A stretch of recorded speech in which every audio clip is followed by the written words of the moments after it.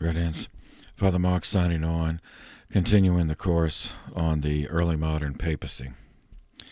We left off last time with the death of Pope Paul III on the 10th of November, 1549.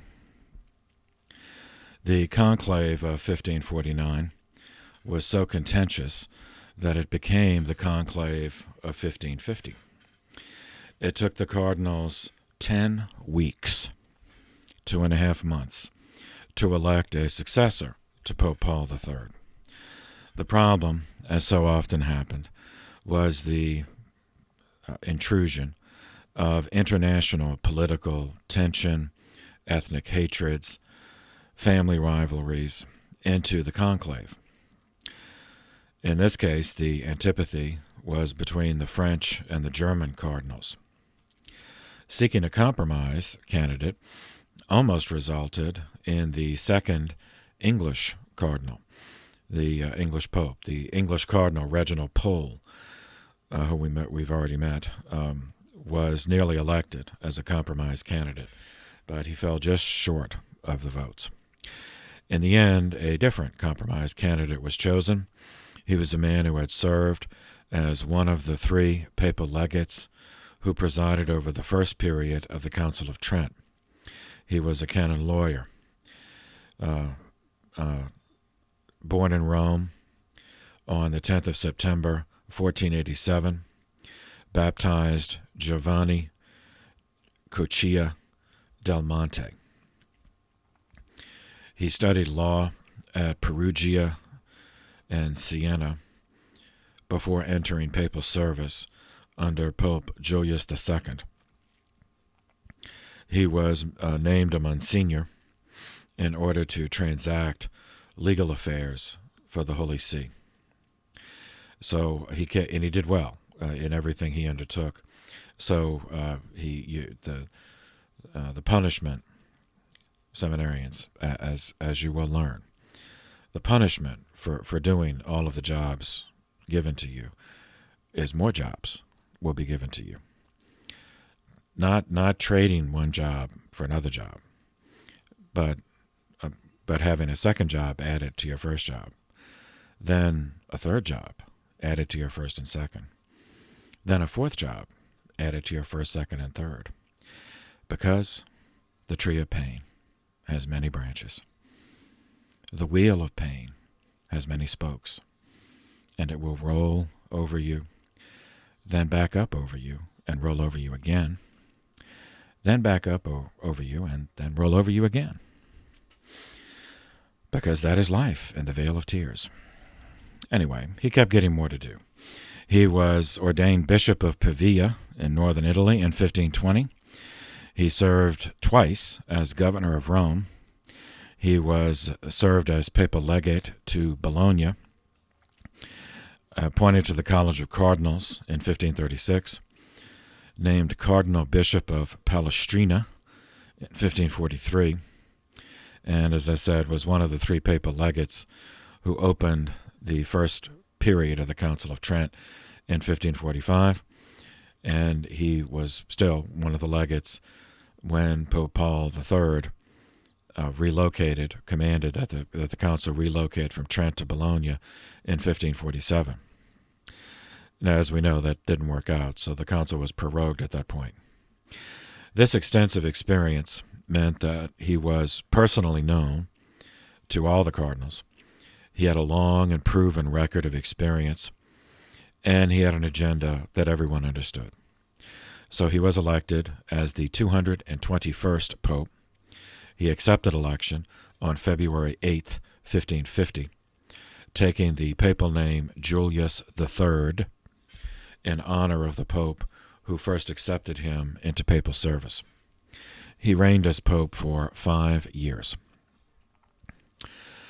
A new school of sacred art began during the reign of Pope Julius III. This is the Baroque school, Baroque.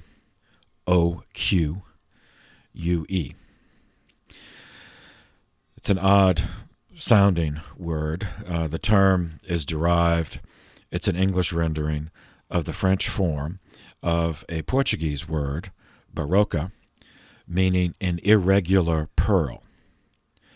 Irregular in the sense that one that because it has this like swirling lines on it, so it's not just a perfect sphere, a flawless sphere. It has a swirling lines on it, an irregular shaped pearl. Baroque art became the Catholic style of art, intentionally directed to retaking the arts from paganized Renaissance artists and using it to glorify God, as well as inspire the faithful. This attitude toward the use of art affected painting, sculpture, architecture, music. Baroque art emphasized opulence, grandeur, and the transcendent, a repudiation of the widespread vandalism of sacred art during the Protestant movement.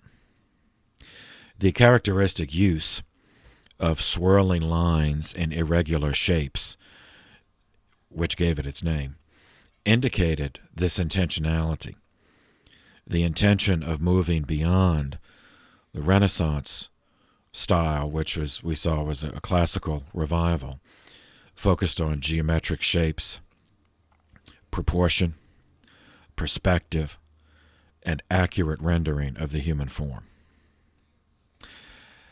In terms of dating this movement,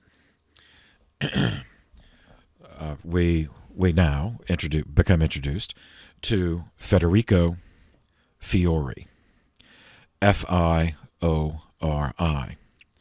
His nickname was Il Baroccio.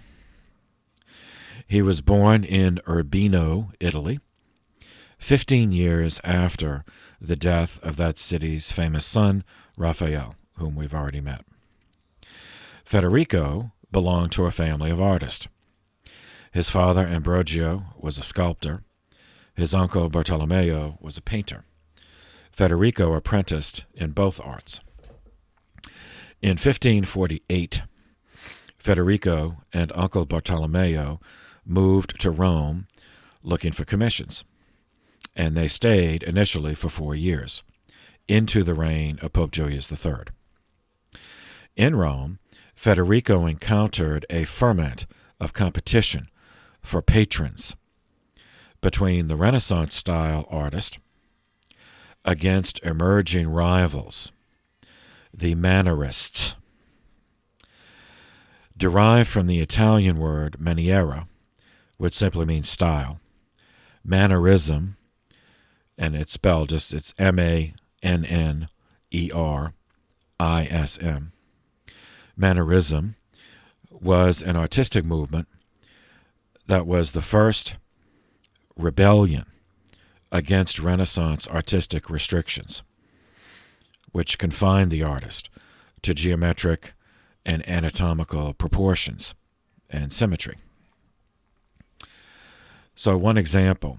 Now, I'm afraid of getting a copyright strike. That's why I'm not showing you pictures of this, because I really don't understand YouTube's copyright. I actually had videos removed from my channel by YouTube because of actually there were masses. It was liturgical videos, and I'd used music that was already on YouTube, and I used it in video to put on YouTube.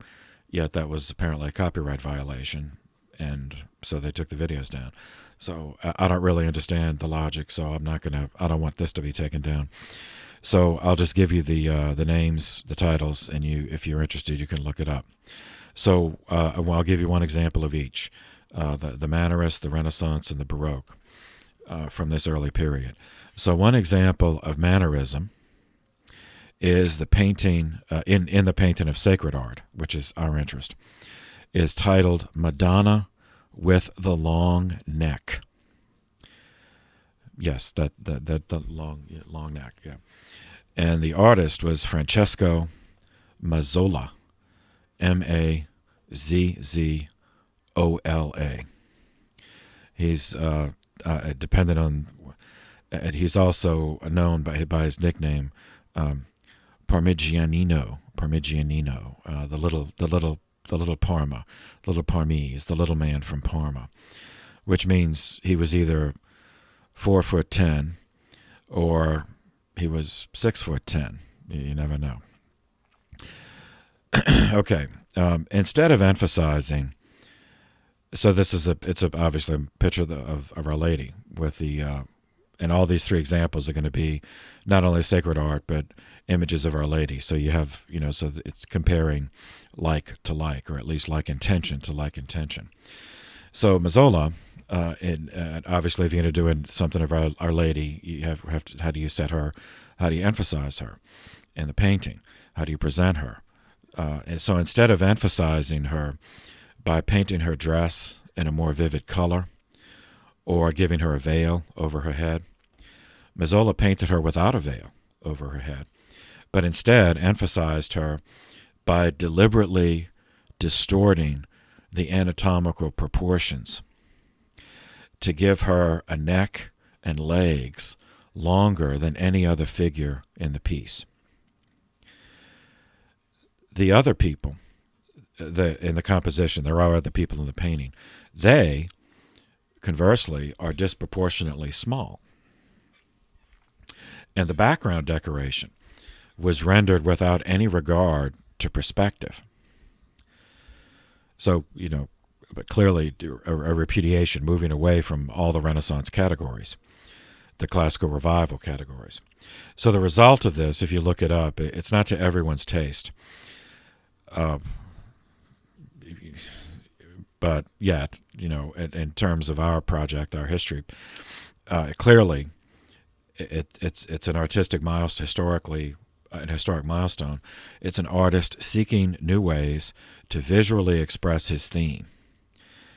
It is an intent to honor Our Lady. Maybe it's not the way I would choose to do it, but it's not sacrilegious. So if you look it up, you'll see it's odd. It's odd. And intentionally so, because these artists only made money if they got patrons. And so they're competing with the Ascendant style, which is the Renaissance style, the proportionality, the classical revival.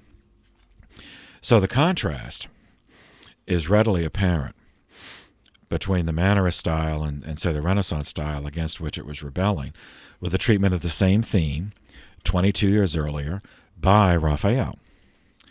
It's titled, the painting is titled The Sistine Madonna, Sistine.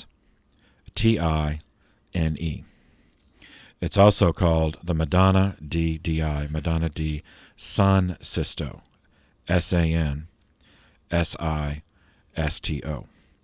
Now, this does not refer to the Sistine Chapel in the Vatican, but it does refer to the same Pope who was a patron of both, Pope Sixtus IV.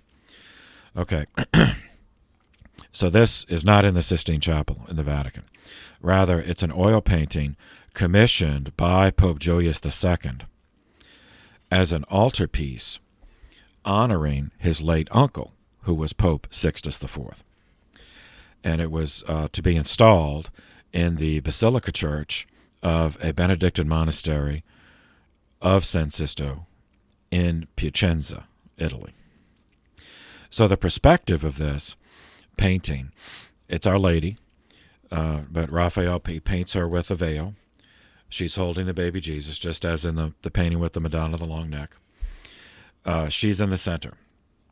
The framework, it's a rectangular, frame, and at the top he painted in curtains, as if the curtains were moved aside, and then you see this image. So there's Our Lady in the center. She's standing with a veil, holding the baby Jesus, and then flanking her on each side, but at a lower level because they're kneeling to her. One is Pope Sixtus, the other is Saint Barbara. And then below, right below Our Lady's feet, there's a cloud at the bottom. So at the top of the curtains and at the bottom's a cloud. And then there are two little angels, cherubs, hanging out down right below her feet. So, it forms Even though it's within a rectangle, it forms a circle. I mean, and all the figures are anatomically proportioned, correctly. And the perspective it has all the Renaissance categories in it. So Federico Fiori, Il Barocchio, he comes to Rome and he sees this competition between the Renaissance style artist and the Mannerist artist. And whoever gets the most commissions wins. I mean, whoever can make a living as an artist doing it, is that's the style that's going to last, because there are going to be more examples of it. He's going to make a living, then he'll be able to get apprentices. He'll teach them his style, and that's how it'll get perpetuated. So a lot of it does come down to economics. I know we don't like to hear that. We don't. They say money's not everything, and that's true. It's not everything, but it's very hard to do anything without money. So economics is a factor in this. All right, so he studied both. Fiore studied both, the Renaissance style and the Mannerist style, and he synthesized them into make his own expression, because that's, artists, they don't just do it to make money. I mean, they need to make a living, but they don't just do it for that. They want to express their own creativity, and so he presented it, he synthesized it, and presented something new. The difference is so striking that's where he got his nickname from, Il Barocchio, the swirling pearl. His learning, what he took from the Renaissance style and the Mannerist style, as well as filter through his own creativity, is best seen in another piece of sacred art honoring Our Lady. This one is titled Madonna del Popolo. So it's Madonna, then the particle del, then Popolo, Popolo. That's Our Lady of the People.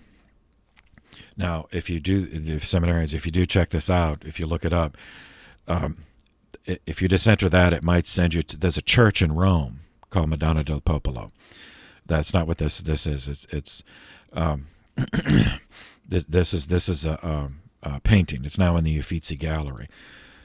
So be sure to enter his name, Il Barocchio or Federico Fiori, with the title painting, painting of Madonna del Popolo. Okay, this was originally commissioned by a lay group, a lay Catholic group, the Fraternity of Our Lady of Arezzo, Arezzo, in Italy. It was to be an altarpiece for their chapel in Santa Maria della Pieve, Pieve. The painting represents an act in motion. The Blessed Mother is interceding. It represents the moment, an act of Our Lady interceding with her Son on behalf of the faithful of all walks of life. So all three of these examples I'm pointing you to, they have Our Lady and they have Jesus in them. So the first thing you notice if you look this up, it's packed with figures. Of the three, it has the most people in it, and they're kind of divided. There's a cloud, and there's Our Lady and Jesus above the cloud. The Holy Spirit is right, represented as a dove, is below the cloud, and then below them are the people.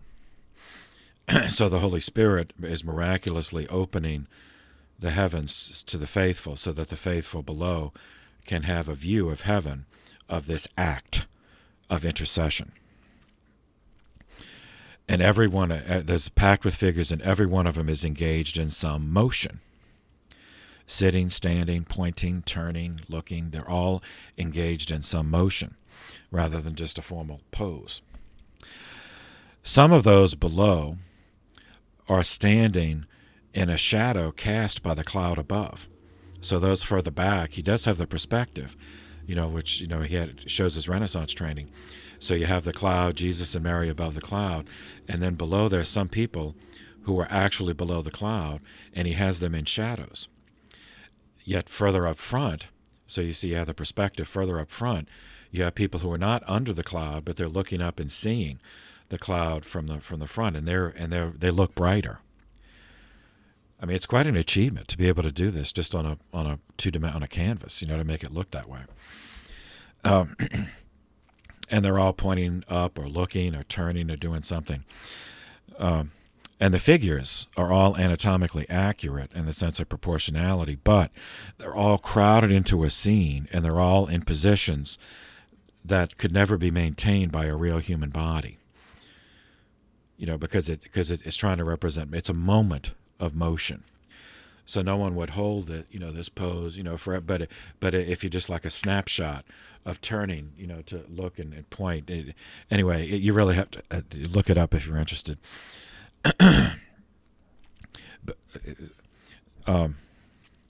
So to use contemporary terms, Fiore or Il Barocchio created a methodology of artistic special effects in order to emphasize a transcendent religious theme. And that is Baroque Sacred Art, which characterized the period of the Council of Trent and the generation after, and it reached its supreme expression, at least in sculpture, through the works of Bernini, whom we'll cover later in the course. He was the last architect of St. Peter's. But it affected everything, and it starts with painting, but then it would get into bronze, casting, statues, and architecture. But it's think of it in those terms, where it's special effects. But instead of using lights and cameras, like we can today, or computer generated, it's using the shapes and using the skills recovered by the Renaissance, the rendering of the human form and the perspective and proportionality, but using it in a different way, and adding the movement, the swirling, the swirling movements, they're adding swirling shapes to indicate movement. But it's all for this. So all three of these, each one of them has Our Lady and Jesus in it. They're all sacred themes, but if you look at them, they are completely different. All right. So we can trace the beginning of it to painting during the reign of Julius III. In April of 1550, also during the reign of Julius III, this is 2 years after Il Barocchio arrived in Rome, a meeting took place in Spain. Well, it began in April of 1550, which in retrospect, this meeting was the beginning of a theological and political appraisal of early modern colonialism and economics, individual rights versus government rights, freedom and slavery, and the nature of wealth, along with how that wealth is acquired. So this is called the Junta, which just means committee, Junta. It's just a Spanish word for committee, of Valladolid, Valladolid. It's also called the Valladolid Debate. Started in April of 1550 and went through into the next year, 51. It was held in the Colegio San Gregorio, obviously in Valladolid, Spain. As covered in the medieval course, the economy of the Middle Ages was money poor. The coining of money never stopped completely, but it was a money poor economy, so the wealth was based on land. Incorporation of the Americas into the European sphere of influence in the early modern period, along with the resource extraction from the Americas, flooded Europe with new forms of wealth in terms of produce from the New World, as well as precious metals,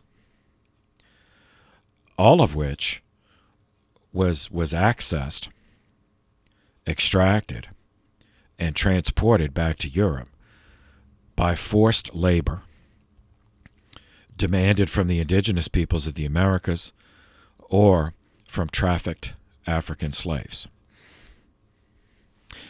Functionally, the Valladolid Debate was a panel of 14 distinguished persons of Spain, included both lay and clergy, academic, legal, political. And they were to judge a disputation on the Spanish treatment of indigenous people in the New World. So I'm going to read you one example. This is a document from the Spanish Imperial Archives of the period, which reveals that even that at the time of this debate, everyone walking into the debate understood the connections, even at that time. So this is it's about the gold of the Indies. The letter's not signed, but it's in the archives, and it's about the gold of the Indies. Now, of course, it's not actually India, but they were still referring to it as the New World as the Indies. Quote, from New Spain. Now that's now it's Mexico, but in the Spanish Empire, what is now Mexico as well as Guatemala and Honduras were a province called New Spain. So, but it's that area. So from New Spain are obtained gold and silver, cochineal, which are insects, from which crimson dye is made, leather, cotton, sugar, and other things. But from Peru, nothing is obtained except minerals. The fifth part of all that is produced goes to the king. So that's tax theft. But since the gold and silver is brought to Spain, and he has a tenth part of that which goes to the mint and is refined and coined, he eventually gets 1/4 of the whole sum, which fourth does not exceed in all 4 or 500,000 ducats, although it is reckoned not alone at millions, but at millions of pounds. Nor is it likely that it will long remain at this figure, because great quantities of gold and silver are no longer found upon the surface of the earth, as they had been in past years, and to penetrate into the bowels of the earth requires greater effort, skill, and outlay. And the Spaniards are not willing to do the work themselves, and the natives cannot be forced to do so, because the emperor has freed them from all obligation of service as soon as they accept the Christian religion. Now that's referring to the new laws of 1542, which we talked about previously. Wherefore it is necessary to now this is the word. I'm sorry, I know this isn't the word we'd use today, but this is the word in the document. Wherefore it is necessary to acquire Negro slaves, who are brought from the coast of Africa, both within and without the straits, and these are selling dearer and dearer every day, because on account of their natural lack of strength and the change of climate, added to the lack of discretion upon the part of their masters, and making them work too hard and giving them too little to eat, they fall sick, and the greater part of them die. End quote. All right, so this is what everybody understood going into the debate. So defending the Indians was a man we've met before, Bartolomeo de las Casas, a Dominican. He became the founding bishop of Chiapas in Mexico, arguing the affirmative that war against the Indians. Bartolomeo Las Casas defended the negative, that war against the Indians is not justified, arguing the other side, arguing the affirmative, that war against the Indians was justified, which with the corollary that enslavement of them is also justified, was a layman, a humanist scholar, who had never even been to the New World, named Juan Gines de Sepulveda. So it's Juan, then Gines, D-E, then Sepulveda, Sepulveda.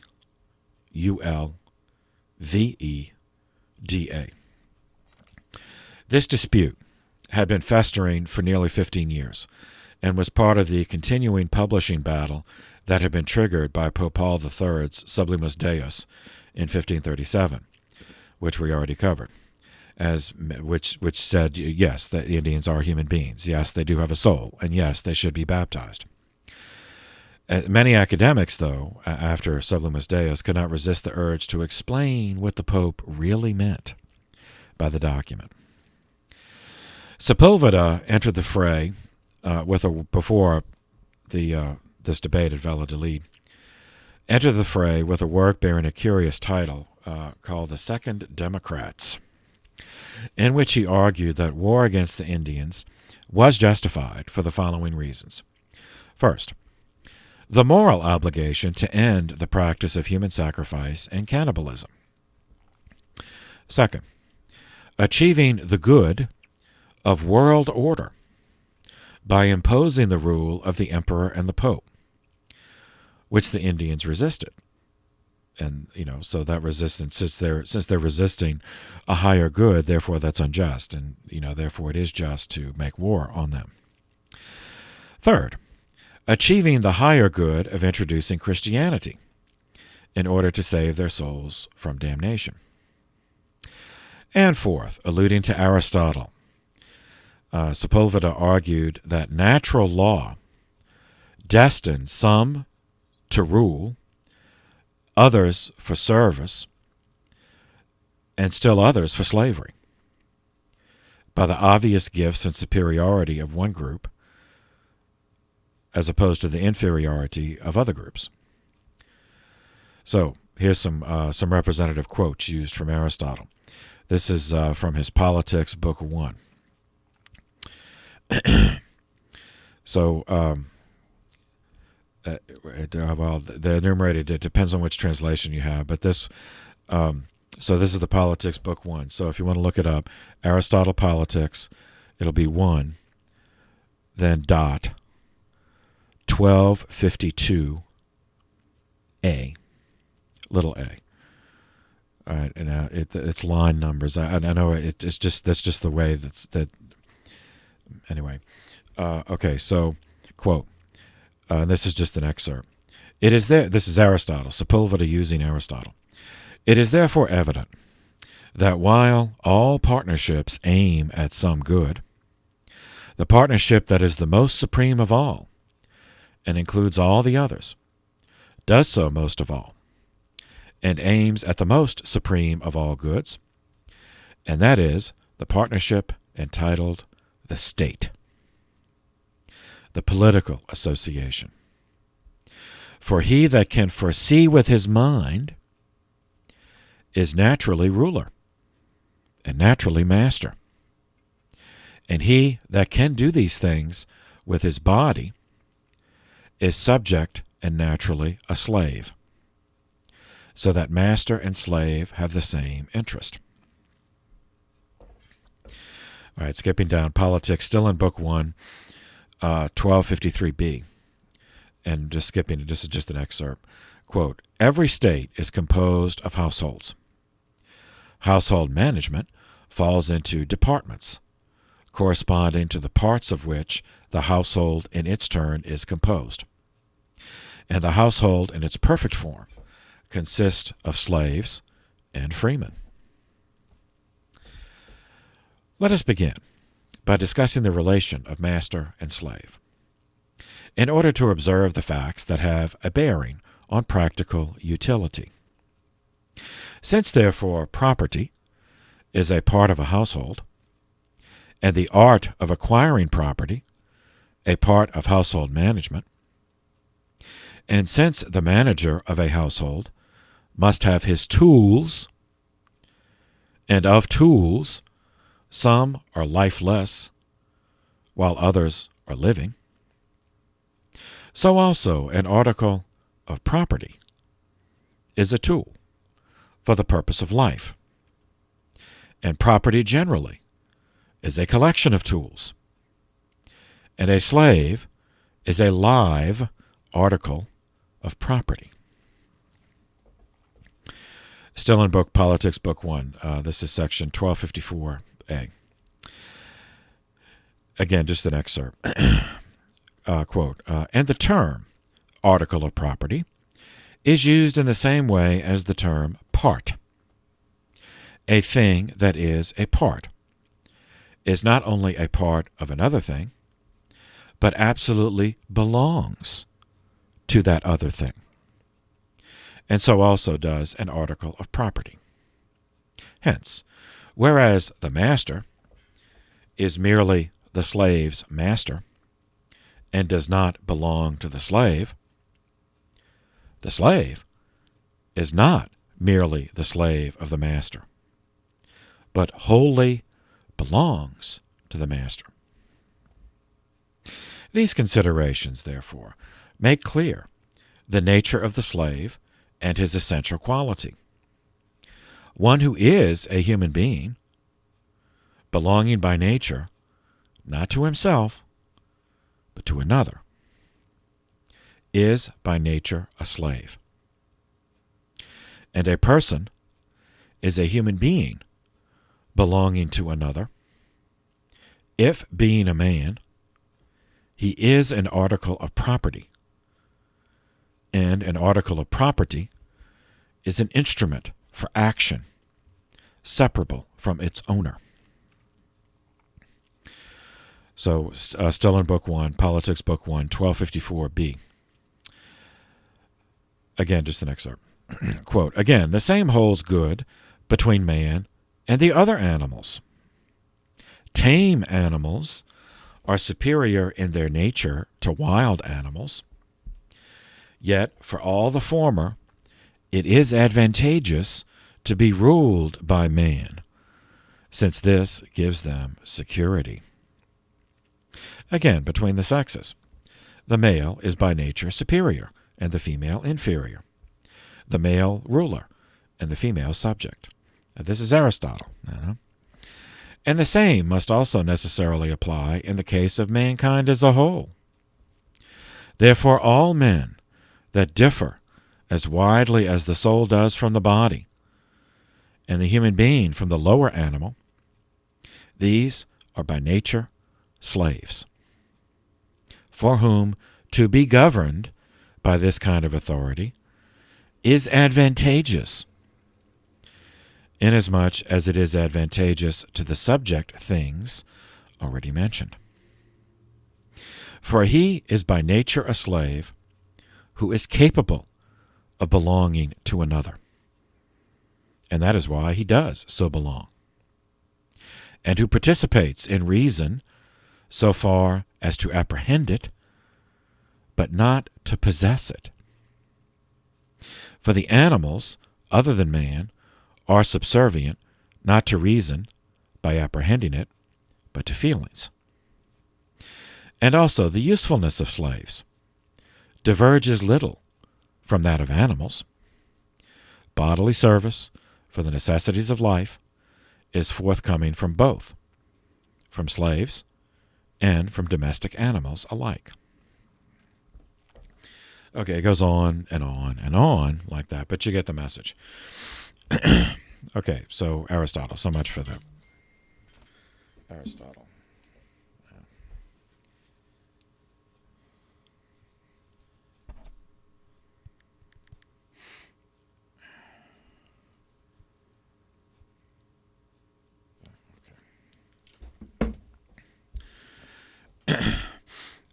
So that's from Aristotle, and those are the kind of arguments that Sepulveda extracted from Aristotle in supporting his point.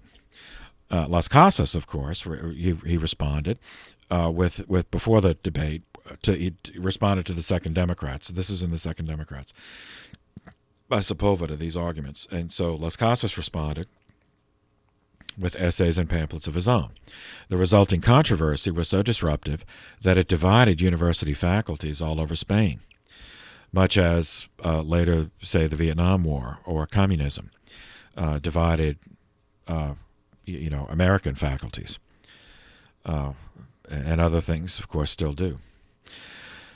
The Holy Roman Emperor was still Karl or Charles V, and remember, because of the complicated inheritance, he was also King of Spain, and therefore of the New World.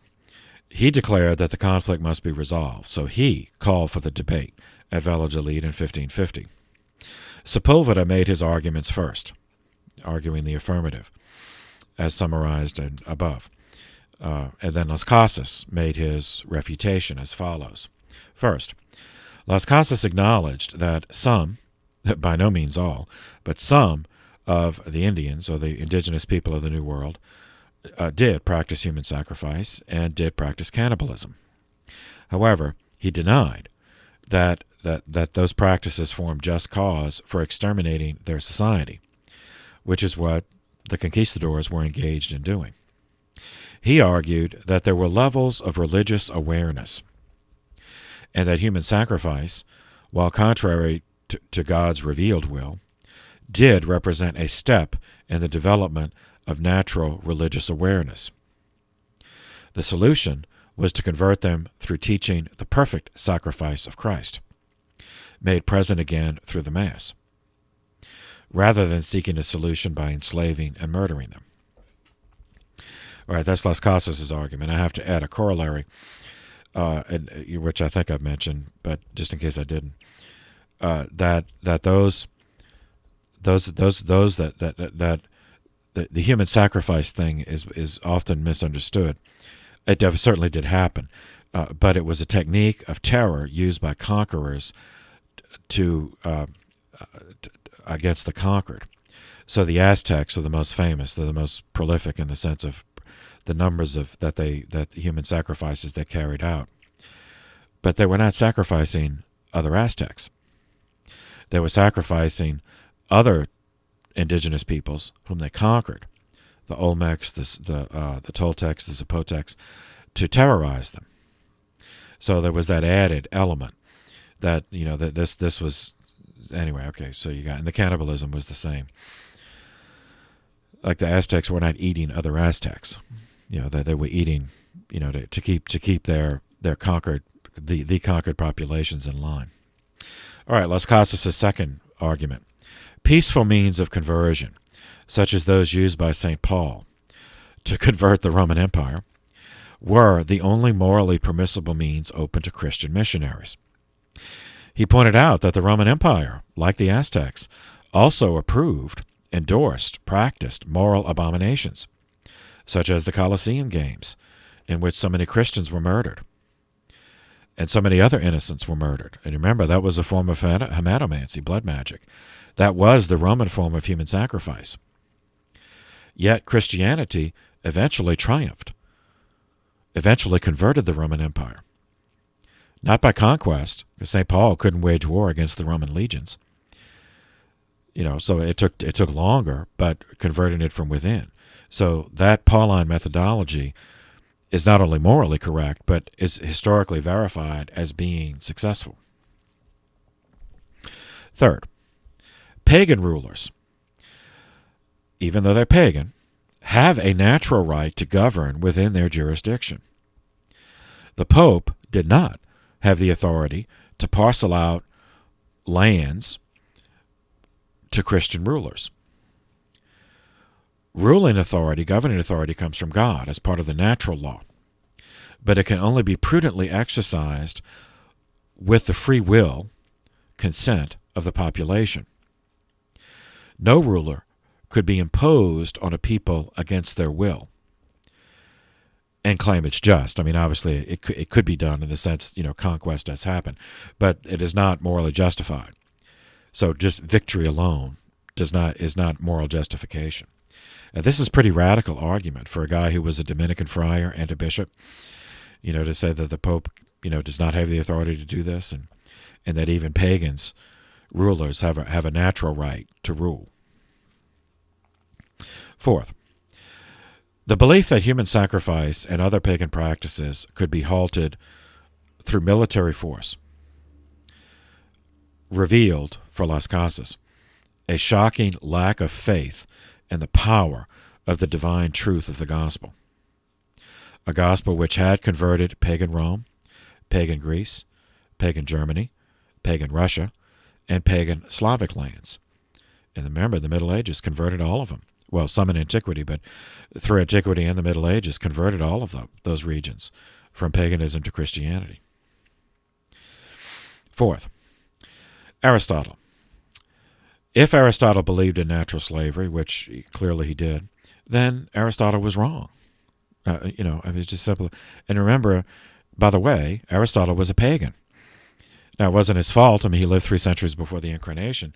And while there certainly, are things of value in Aristotle, just to quote Aristotle, okay, he believed in natural slavery, okay, therefore it's justified. That is an erroneous argument. As while Aristotle can be useful, he's not the final. He's not the revelation of God's will. So that argument is, for him is specious. All right, so the junta of Valladolid retired after hearing both arguments. They failed to even render a decisive decision. Shows how divided they were. So, just, as our nation, we always say how divided it is now, and it certainly is. But this isn't the first time in history that's happened. So Spanish society was also divided. Sepulveda and Las Casas, they were not the only ones that held those views. And those two sets of views are not reconcilable with each other. It's zero-sum. Like if you pursue Sepulveda's idea, then you cannot. It is not possible to simultaneously pursue Las Casas's and vice versa. So in terms of policy, they couldn't agree on what to recommend to Charles. Or in his capacity as King of Spain, it would be Carlos, King Carlos. So this represents a moral failure on their part to take sides in what had become a hotly contested matter of public religion and foreign policy. As you remember, Spain was not only was the population Catholic, but it wasn't officially Catholic. The Catholicism was the state religion. So religion and policy were inseparable. And I know that's something that doesn't make sense to Americans with our separation of church and state. But remember, this is a Catholic monarchy. So this is a moral failure as well as a policy failure. Many moderates could have easily been brought to concede the immorality of the brutality and cruelty practiced by some of the conquistadors upon the indigenous peoples. Yet they saw no practical solution to a reality which had already taken root in society. So remember, this is 58 years after Columbus stumbled on the New World. So we're 2 full generations, and then we enter the 3rd generation had passed. When Las Casas realized that the junta was not going to give an answer in terms of recommending a policy to the king, his anger overcame his prudence. And 2 years later, in 1552, he published his most jarring work, titled A Short Account of the Destruction of the Indies. Now, only one with a strong stomach should read it, because it gives gruesome detail of the worst acts of some of the conquistadors against the Indians. So I'll read just a brief excerpt from the preface of the work, which is like a summary. It doesn't go into all the details. If you want to read that, you can do that. And this is available. This is free online. You can find the text online for free. It was written in Spanish, but you also can find English translation. So this is an excerpt from the preface. Quote, "The pattern established at the outset has remained unchanged to this day, and the Spaniards still do nothing save tear the natives to shreds, murder them, and inflict upon them untold misery, suffering, and distress, tormenting, harrying, and persecuting them mercilessly. We shall in due course describe some of the many ingenious methods of torture they have invented and refined for this purpose. But one can get some idea of the effectiveness of their methods from the figures alone. When the Spanish first journeyed there, the indigenous population of the island of Hispaniola stood at some 3 million. Today, only 200 survive. The island of Cuba, which extends for a distance almost as great as that separating Valladolid from Rome, is now, to all intents and purposes, uninhabited. And 2 other large, beautiful, and fertile islands, Puerto Rico and Jamaica, have been similarly devastated. Not a living soul remains today on any of the islands of the Bahamas, which lie to the north of Hispaniola and Cuba, even though every single one of the 60 or so islands in the group, as well as those known as the Isles, as the Isle of the Giants, and others in the area, both large and small, is more fertile and more beautiful than the royal gardens in Seville, and the climate is as healthy as anywhere on Earth. The native population, which once numbered some 500,000, was wiped out by forcible expatriation to the island of Hispaniola, a policy adopted by the Spaniards in an endeavor to make up losses among the indigenous population of that island. One God-fearing individual was moved to mount an expedition to seek out those who had escaped the Spanish trawl and were still living in the Bahamas, and to save their souls by converting them to Christianity. But by the end of the search, lasting 3 whole years, they had found only 11 survivors that I saw with my own eyes. A further 30 or so islands in the region of Puerto Rico are also now uninhabited and left to go to rack and ruin as a direct result of the same practices. All these islands, which together must run to over 2,000 leagues, are now abandoned and desolate.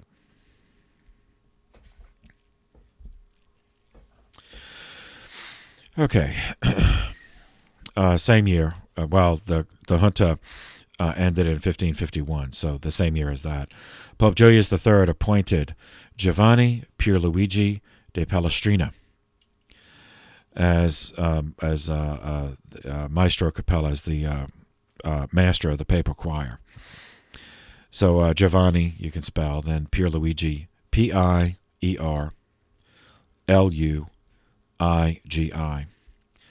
de, de, this is the particle, so day of, Palestrina, Palestrina.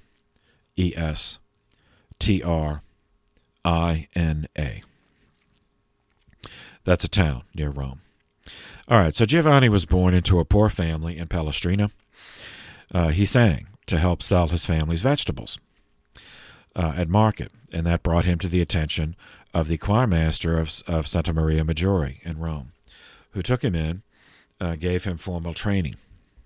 He was naturally talented and became choir master and organist of Palestrina in 1544.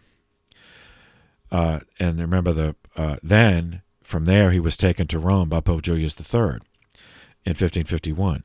Remember, before being made pope, before being elected pope, Julius III had been cardinal bishop of Palestrina, so he knew this guy. Giovanni Palestrina was a deeply, deeply pious layman. He was a spiritual directee of St. Philip Neri, whom we'll meet later. He composed many musical pieces for the choirs of the Lateran, St. Peter's, Maria Maggiore, and the Oratory of St. Philip. More importantly, is he fits, we can see in him, the expansion of the Baroque style to music. And so he created a polyphonic style of sacred music that gave an added dimension to the Baroque by taking that same opulence, that same swirling, that same sense of the transcendent from the visual arts into the the auditory to music. All right, Council of Trent.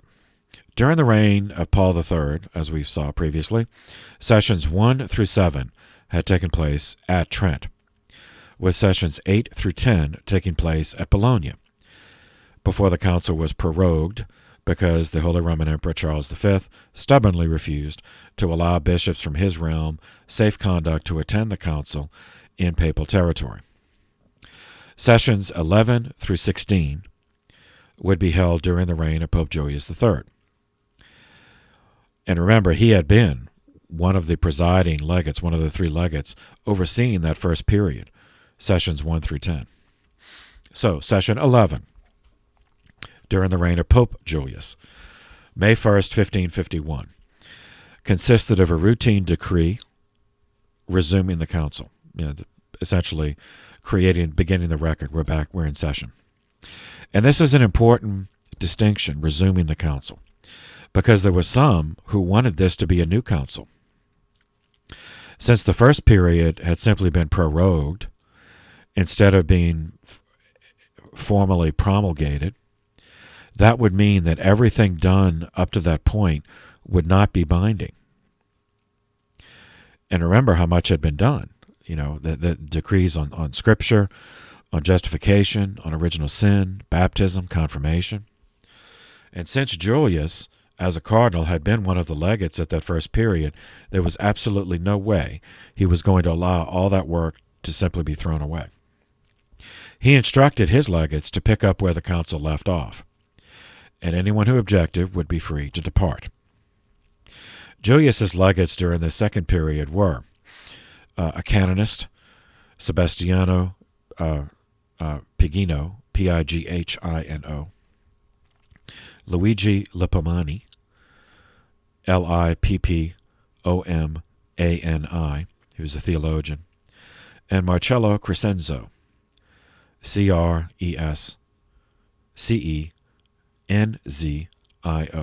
He was they were all cardinals, but Pigino was a canonist, Lippomani was a theologian, and Crescenzo was a diplomat, an experienced diplomat.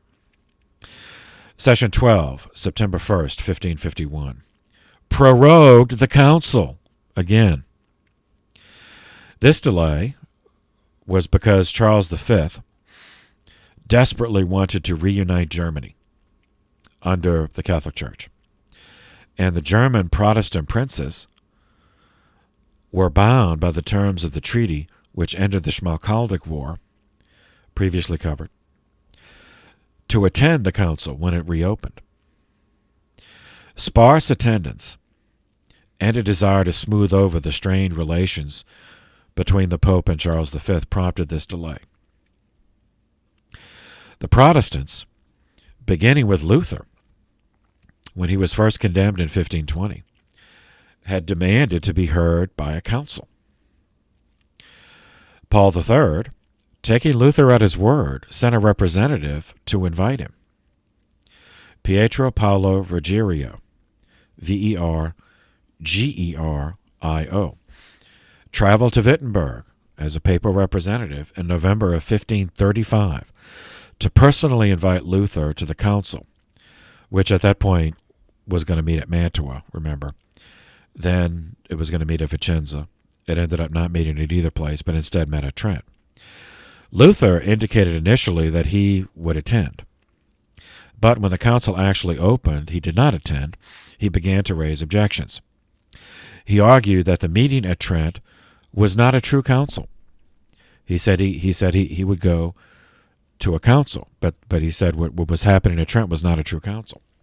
For him, the only true council that he would recognize as a you remember the Protestant hermeneutic, it's all subjective. It was my conscience. So for him, the only true council would be free, Christian, and on German soil. Now, so how does he define those terms? Because that's the subjective hermeneutic, that free, Christian, and on German soil would not necessarily mean the same to him as it would to everybody else. So free meant bishops had to be released from their oaths of obedience to the Pope.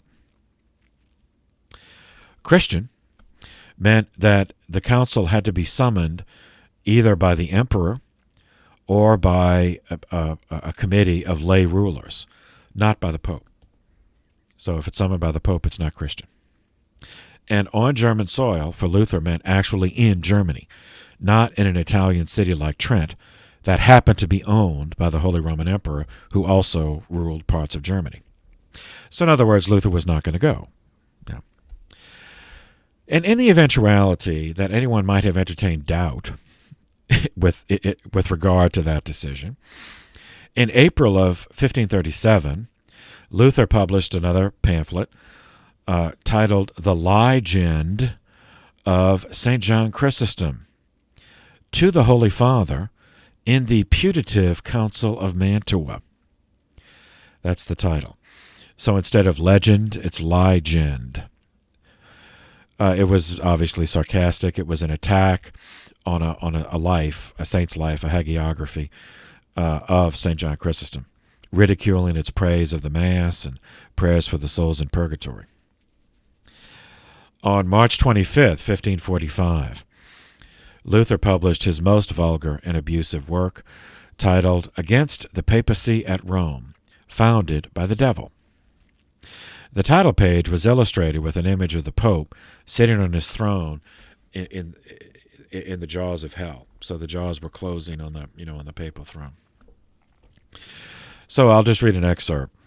Quote, this is Luther's words, quote, "The most hellish father, Saint Paul III, in his supposed capacity as the Bishop of the Roman Church, has written 2 briefs to Charles V, our Lord Emperor, wherein he appears almost furious, growling and boasting, according to the example of his predecessors, that neither an emperor nor anyone else has the right to convoke a council, even a national one, except solely the Pope.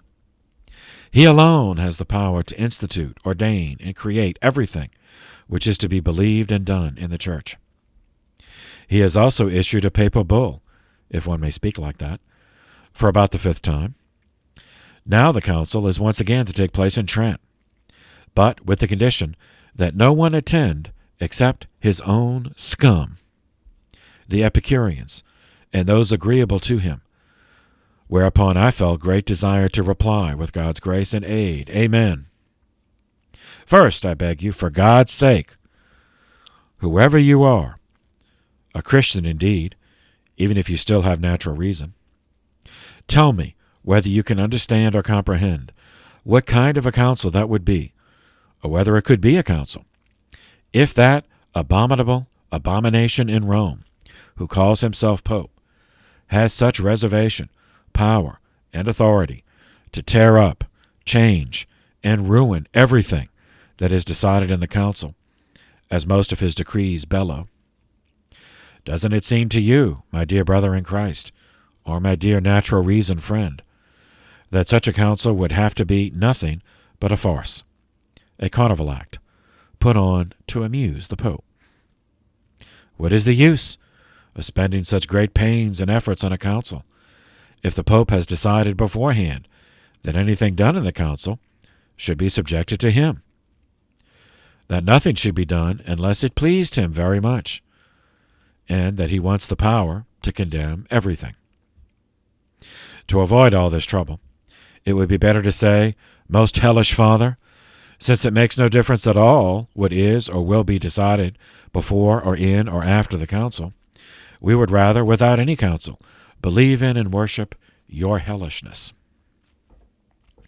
Just tell us beforehand what we must do. Then we shall sing the glad hymn to your hellishness.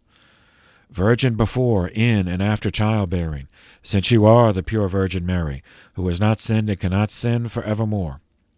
If not, then tell us, for God's sake, what need or use is there in councils, since your hellishness has such great power over them, that they are to be nothing, if it does not please your hellishness? Or prove to us, poor, obedient, simple Christians, whence your hellishness has such power. What are the seals and letters from your superior that grant such things to you? Where is written evidence which will make us believe this? Won't your hellishness show us these things? Well then, we shall diligently search for them ourselves, and with God's help we shall certainly find them shortly. Meanwhile, we see and hear what a masterly conjurer the Pope is. He is like a magician who conjures gulden into the mouths of silly people, but when they open their mouths, they have horse dirt in them. So this shameful fop, Paul III, calls for a council now for the 5th time, so that anyone who hears the words must think he is serious. But before we can turn around, he has conjured horse dirt into our mouths, for he wants to have a council over which he can exercise his power, and whose decisions he could trample on. The very devil himself would thank him for such a council, and no one but the miserable devil, together with his mother, his sister, and his whoring children, Pope, cardinals, and the rest of his devilish scum in Rome, will get there. It is now the 24th year since the first imperial diet was held at Worms under Charles, at which I personally stood before the emperor and the whole empire. It was the common wish of all estates of the empire in this same diet that several great and intolerable abuses, which were there named and afterward pointed out to Pope Adrian at the Diet of Nuremberg and printed, should be eliminated by the Pope and clergy, or the estates would do it themselves. Moreover, it was desired that His Imperial Majesty should ask the Pope to call for and hold a general free Christian council in Germany, or set up a national council, which the good emperor has until now done diligently. But he has been unable to accomplish anything with these popes. This is why the three words, free Christian council, have remained on everyone's lips in the German lands. These three words, free, Christian, German, are to the Pope and the Roman court nothing but sheer poison, death, devil, and hell. He cannot stand them, nor see, nor hear them. That is the way it is. It is certain that he would rather let himself be torn to pieces and would rather become Turkish or devilish or whatever else would help him. All right, it goes on and on like that. You get the message. He wasn't going to go to the council. Session 13, October 11th, 1551. A safe conduct was issued for Protestant delegates to attend the council. But then it moved on. It also got back to work, dealing with reform as well as the Eucharist. The mind of the Church on the Eucharist it was summarized in our current catechism, numbers 1322 through 1405. The Council Fathers at Trent recognized that the relentless Protestant attacks on the Mass were in reality an attack on the priesthood, which was an attack on the basic sacramental ecclesiology of the Church and the hierarchical structure of the Church. But also, as we've seen, the essential subjective hermeneutic of the Protestant movement meant that they did not even agree among themselves. I mean, they agreed on repudiating the Catholic understanding of the Eucharist, but they did not agree among themselves on the alternative to replace it. For example, Luther taught that Christ is present in the Eucharist, but he rejected the term transubstantiation, or the idea of real presence. He also rejected any form of devotion to the Eucharist, like benedictions. As with many areas of theology, Luther taught more than one thing about this over his life. At one point, he argued for impanation. Panis is the Latin word for bread, so impan, I-M-P-A-N-A-T-I-O-N. That Christ enters the bread and wine, but it remains bread and wine. At another point, he taught consubstantiation, that the bread and wine remain bread and wine, as well as the presence of Christ. So notice he rejected the term transubstantiation because the word is not found in the New Testament. Yet it was permissible for him to invent two other non-New Testament words to replace it. So you see that it goes back to that subjectivity. Zwingli, the proto-Swiss Protestant, Ulrich Zwingli, whom we've also met, rejected any presence in the Eucharist at all. For him, he argued that the hoc est in the Canon did not mean this is. Hoc est in enum corpus meum, this is my body. He argued it did not mean this is, but instead it meant this signifies, resulted in his Eucharistic theology that Christ is present in our thoughts and in our hearts when we gather for a supper service. Calvin, French, he was actually French, but he made his name in Geneva in Switzerland. Calvin rejected the real presence and instead taught that by eating and drinking, we are raised spiritually into Christ's presence. So clarifying Catholic dogma on the Eucharist was essential, as these errors had been repeated at this point for decades and were being carried on into a new generation. Really 2 generations by now at this point. The Council Fathers devoted an entire decree to the Eucharist in itself And then later, in session 22, in the council, devoted another entire decree to the Mass as sacrifice. In this session, the decree on the Eucharist began with 8 theological chapters, followed by 11 canons defining church dogma. It was the result of 5 weeks of discussion, from September 8th through October 11th, 1551. So chapter 1, on the real presence. And this corresponds to our current catechism, numbers 1373 through 1381. Quote, "The Holy Council teaches that after the consecration of the bread and the wine, our Lord Jesus Christ, true God and true man, is truly, really, and substantially contained in the propitious sacrament of the Holy Eucharist, under the appearance of those things which are perceptible to the senses." All right. As with all Catholic dogma, this teaching is scripturally based, because the Catholicism is scripturally based, and the Council cited it, the scriptural foundation. In this case, the accounts of institution of the Eucharist. Matthew, chapter 26, verses 26 through 28. Mark, chapter 14, verses 22 through 24. Luke, chapter 22, verses 19 and 20. 1 Corinthians, chapter 11, verses 24-25. And note, the Council of Trent did not condemn any person by name, not even Luther. His name just did not appear at all in the council, because by this point there were too many Protestant writers positing too many varied interpretations to contain them all. So instead, the council confined itself to clarifying dogma and condemning general categories of error, but did not condemn anyone by name.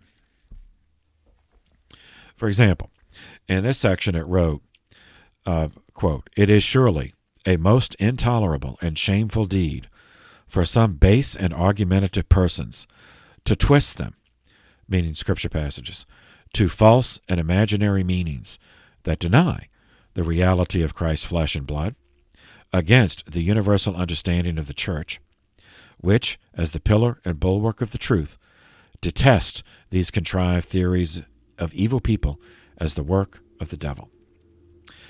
So that thing about the church being the pillar and bulwark of the truth, that is a quote from the Bible. First letter to Timothy, chapter 3, verse 15. So back to the decree on the Eucharist, chapter 2. The reason for the institution of the Eucharist. And this corresponds to our catechism, numbers 1337 to 1340. The council listed numerous reasons. One, remembering reasons for the institution of the Eucharist. 1, remembrance of Christ's work. 2, proclamation of his death until the second coming. 3, provision of food for the soul. 4, antidote for sin. 5, a pledge of future glory. And 6, a sign of the oneness of the body of Christ. Chapter 3, on the excellence of the Eucharist. Quote, "In the Eucharist is found the excelling and unique quality that whereas the other sacraments first have the force of sanctifying at the moment when one uses them, in the Eucharist the author of holiness himself is present before their use." So meaning the consecration takes place before reception of communion. Chapter 4, on Transubstantiation, corresponding to the Catechism, number 1376. And this is a quote from chapter 4 of the Council. "Since Christ our Redeemer said that it was truly his own body, which he was offering, so this Holy Council now declares it once again, that by the consecration of the bread and wine, there takes place the change of the whole substance of the bread and wine. There takes place the change of the whole substance of the bread into the substance of the body of Christ our Lord, and of the whole substance of the wine into the substance of his blood. And the Holy Catholic Church has suitably and properly called this change transubstantiation. So in answering the vexed question of how the Church could legitimately use a word not found in Scripture, the response is that the truth of the teaching was clearly and explicitly declared by Christ in the New Testament. The Church used the term transubstantiation to clarify and explain this declaration of Christ because of heresies that began in the medieval period, which we've already covered. You know, the Cathar, all the different dualists, the Cathars, the Albigensians, the Valdensians. So the term first appeared in conciliar teaching during the reign of the 176th Pope, Innocent III, at the Fourth Lateran Council, which we covered in the medieval period, met in the year 1215. It taught that his body and blood are truly contained in the sacrament of the altar, under the forms of bread and wine. The bread and wine having been changed in substance, transubstantiates, by God's power into the body and blood. And that's from Lateran IV, the Constitution de Fide Catholica, Chapter 1, sections 36 and lines 36 and 37. Chapter 5 of the Council of Trent's decree on the Eucharist, on the worship to be shown the Eucharist, corresponding to our Catechism number 1378. Quote, the Council specifies that the worship of adoration, that's latria cultum, is due to this sacrament, which is due to the true God. And it reaffirms the decree of Urban IV, which instituted, okay, so I'll stop the quote, but reaffirmed the decree of Urban IV. He was the 182nd Pope. His papal bull, his document, Transitoris de hoc mundo, from the year 1262, instituted the Feast of Corpus Christi, the Corpus Christi procession, for which he commissioned St. Thomas Aquinas to compose the office and the music. This is the Pangelingua, the last two verses of which are the Tantum Ergo, which we still use at benediction. Chapter 6, on reservation of the Eucharist and bringing Eucharist to the sick. This corresponds to our Catechism, numbers 1379 to 1380. In Chapter 6, Trent cites Canon 13 of the very first council, the First Council of Nicaea, in the year 325, which ruled that those who are departing life are not to be deprived of their last, most necessary viaticum. For this to be possible, obviously, the Eucharist must be reserved and available at all times. Chapter 7, preparation to receive the Eucharist. The Council took as the basis for this teaching 1 Corinthians chapter 11, verse 29, that anyone who eats and drinks unworthily without discerning the body of the Lord eats and drinks judgment upon himself. On this scriptural foundation, the Council taught that no one who is aware of personal mortal sin, however contrite he or she might feel, should approach the Eucharist without first having made a sacramental confession. Chapter 8, on the use of the Eucharist. The best use of the Eucharist is made through preparation, such that it may be received both sacramentally and spiritually by a person who is transformed into a fitting dwelling place for the body and blood of Christ. Okay, so those are the 8 chapters of the doctrinal decree on the Eucharist, and that's followed by canons. Canon 1.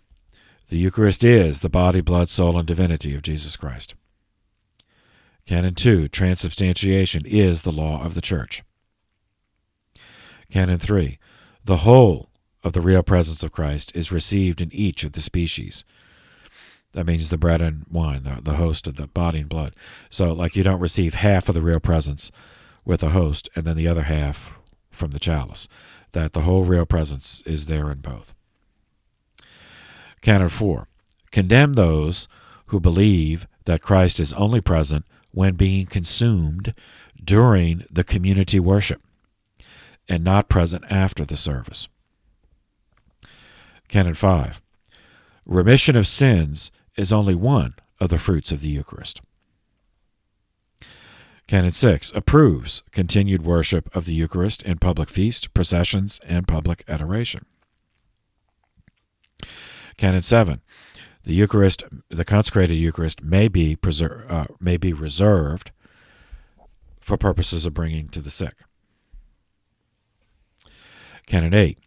Condemned those who believe in only a spiritual and not a sacramental presence in the Eucharist.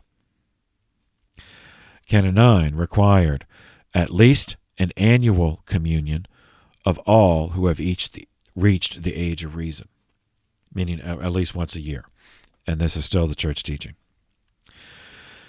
Canon 10. Self-communion of a priest at a private Mass is licit, meaning priests can say private Mass and can receive communion. So the Mass is not it's not only valid as a communal thing, that it is an act in itself. It is a miracle in itself. And priests are permitted to offer private Mass. Canon 11. Sacramental confession of mortal sin is necessary preparation to receive Holy Communion. Okay, all of this was important and essential progress in terms of both doctrinal clarification and needed reform in order to purge the Church of some of the feudalism and Renaissance problems and the deleterious effects that they have had on the sacraments, which we've already covered.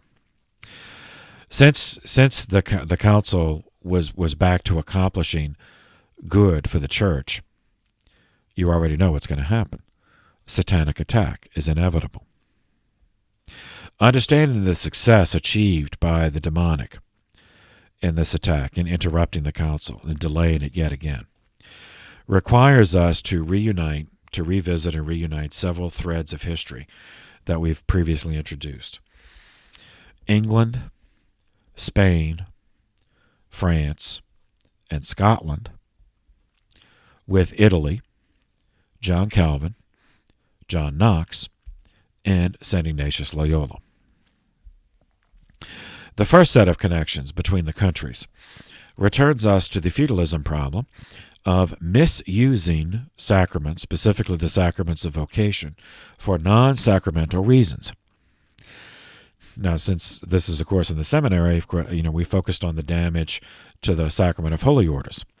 Families sending their children to the church without a vocation, without a genuine vocation.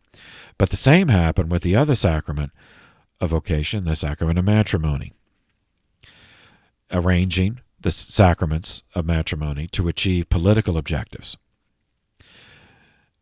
In this case, the thread we're going to track here, and from which emanated, many, poison roots, was in service to the ambitions of Henry VII, the House of Tudor, King of England, from 1485 to 1509.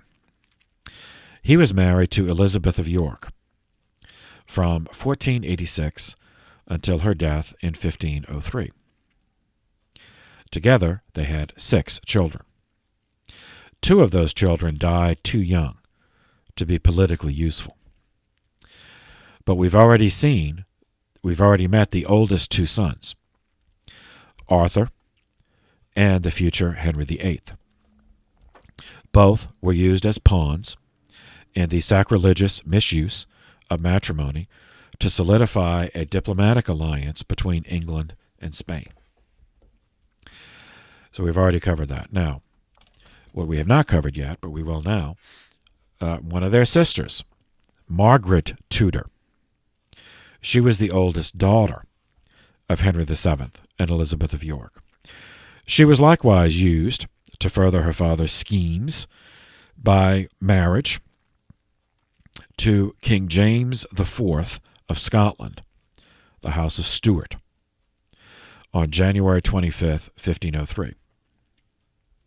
This union produced King James V, King of Scotland. These arrangements took place before the Protestant movement began, when all the nations involved were Catholic. 14 years later,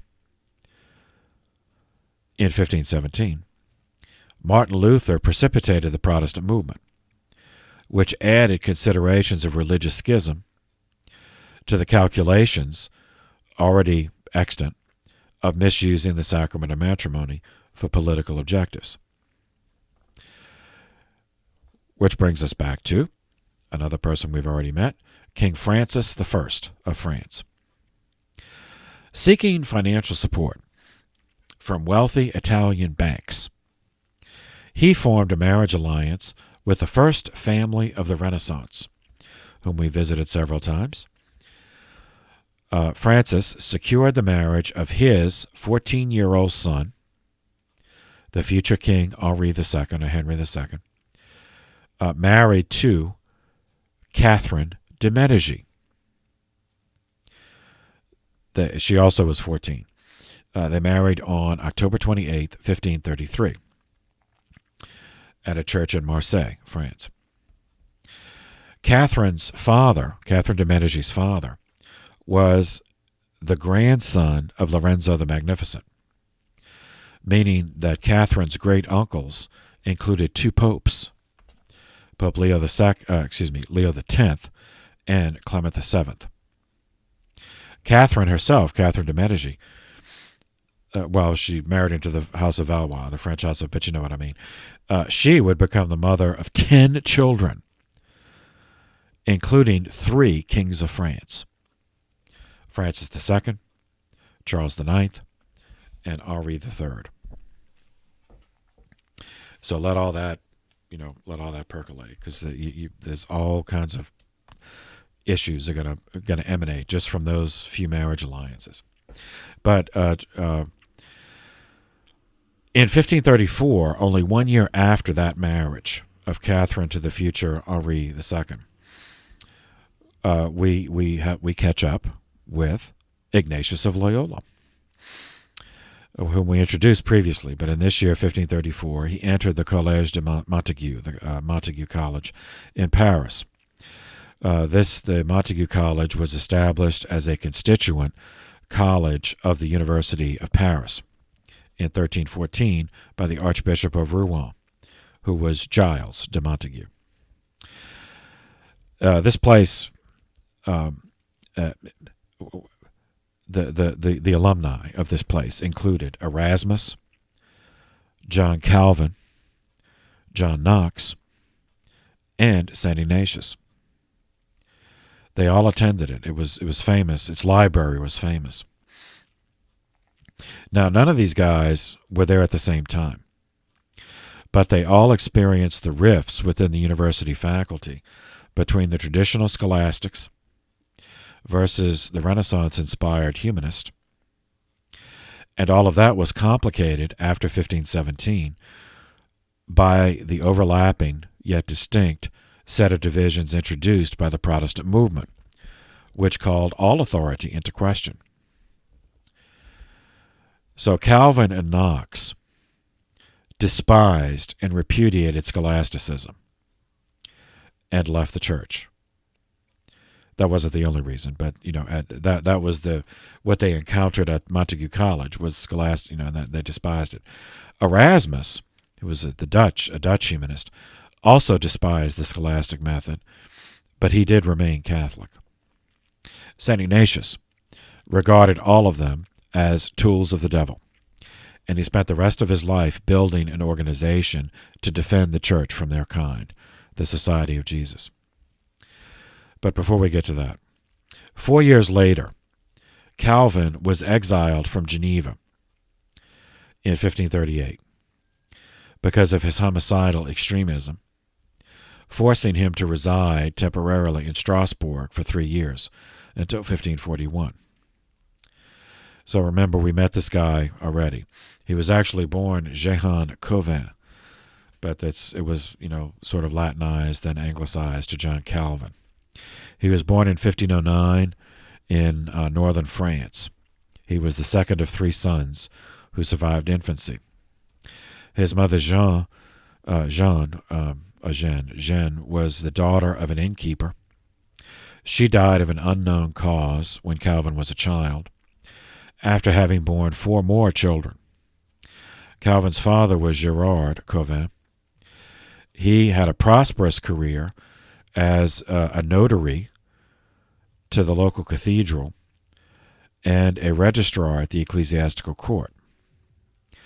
So John Calvin attended first the Collège de la Marche in Paris, where he learned Latin, and then after he learned that, then he went to the higher Collège de Montague as a philosophy student. So all lectures in the college were Latin. That's why that was a necessary prerequisite.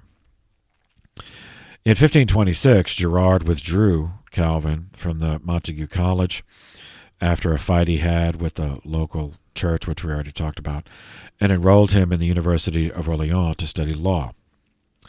Calvin then entered the University of Bourges in 1529,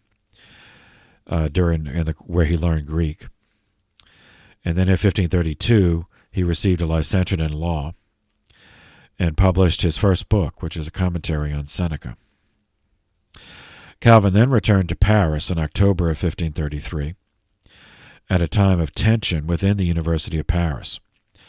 And that was the time when Ignatius was studying in Paris, first at the Montague College and then at St. Barbara's College. So the tension in 33 was between the Reformers and the Scholastics. The newly appointed rector of the University of Paris was a guy named Nicolas Cop, C-O-P. He gave his inaugural address as rector on All Saints' Day, 1533, which revealed, and Ignatius was there, St. Ignatius was there, as well as Calvin, who revealed himself to be sympathetic to the Protestant movement. 2 days later, he was denounced by 2 Franciscans on the faculty, and that necessitated his escape from Paris, because France was a Catholic monarchy and the church was the state religion. So he fled Paris and sought refuge in Switzerland, first in the city of Basel, which is on Lake Constance.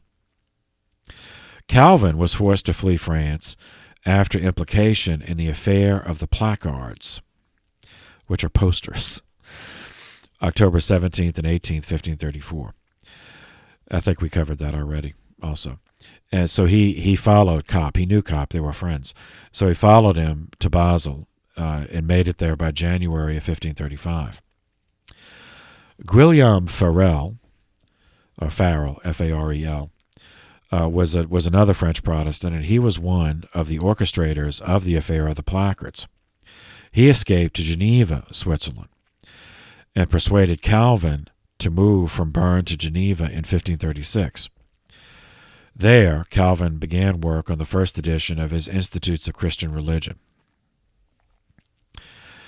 On January 16th, 1537, now I should say, I'll cover it again later, but just while this is going on in the 1530s, so 1533 was that address. Cop, Farrell, Calvin, they all fled to Switzerland at that point after the affair of the placards, because Switzerland was already divided between Catholic and Protestant because of Zwingli, whom we previously covered during the reign of Pope Leo X. Ignatius, in that same time, formed the nucleus of what became the Society of Jesus. So 33 was that speech by the rector.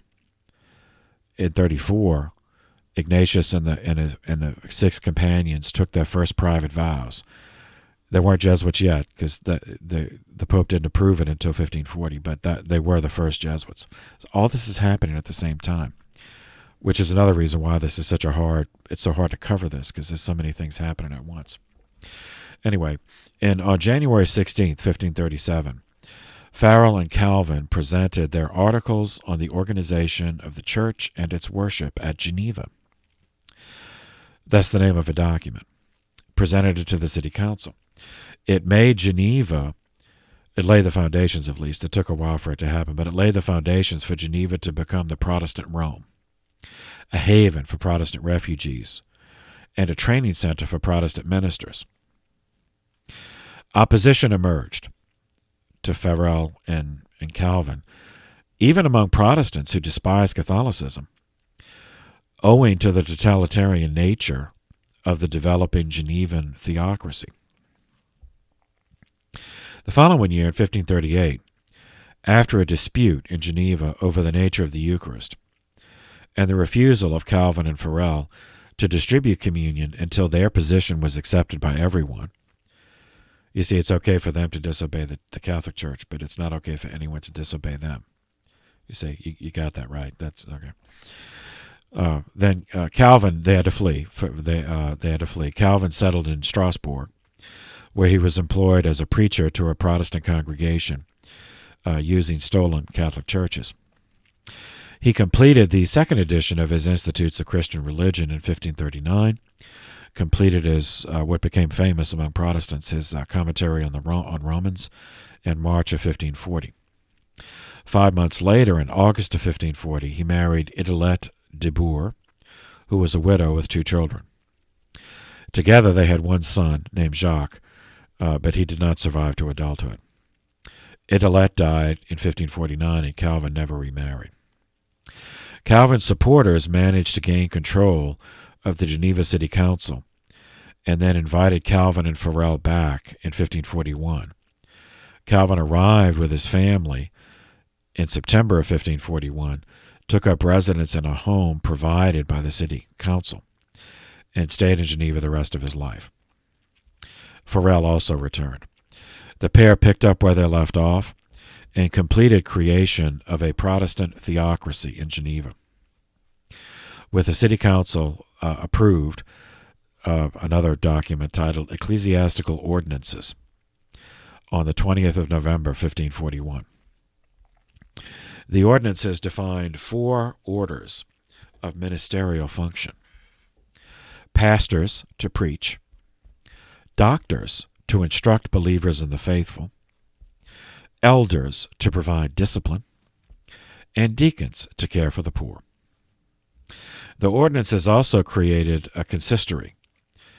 Now that's another term stolen from the Catholic Church, but it did mean the same thing. In Geneva, the consistory was a church court composed of elders and ministers to enforce moral regulations.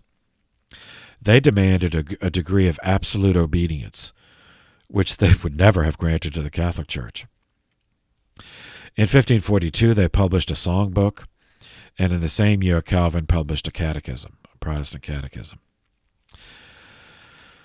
5 years later, King Francis I, the King of France, died on March 31st, 1547, after a reign of 32 years. This could have been, when he died, he's the one that, he was king when the affair of the placards occurred, so Calvin and Farel and other of the French proto-Protestants had to flee. So when he died, okay, what's going to happen now? Is that going to be a chance for them to go back home? As it turned out, no, not yet. His eldest son had predeceased him, so he was followed by his second son, whom we just met, who became King Henri II, or King Henry II, House of Valois. His father, Francis I, recall from a previous lecture, was captured by Habsburg forces at the Battle of Pavia in 1525. Francis, in order to gain his own freedom, sent 2 of his children into a Spanish prison in order to secure his own release until the ransom was paid. And these two children were Henri and his brother. Francis left them in prison, in a Spanish prison, for 4 years before paying to get him out. And so one of those kids, Henri, became King Henry II. And he's the one that Francis married to Catherine de' Medici in exchange for a vast amount of money from Italian banks. So as reigning monarchs of France, Henri II and Queen Catherine de' Medici inherited the French version of the Protestant movement to deal with. They were called Huguenots, Huguenots,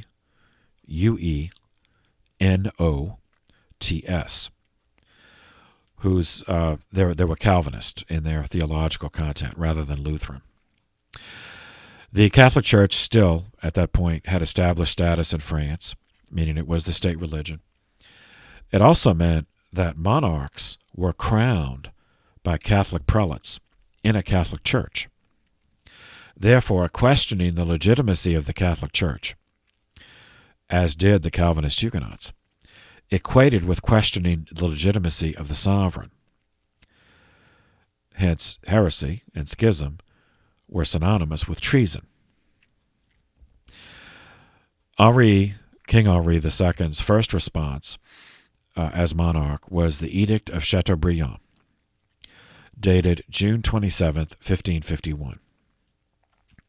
The edict consisted of 46 articles, 14 of which pertained to censorship, prohibiting the sale, importation, or printing of any book not approved by the Faculty of Theology of the University of Paris.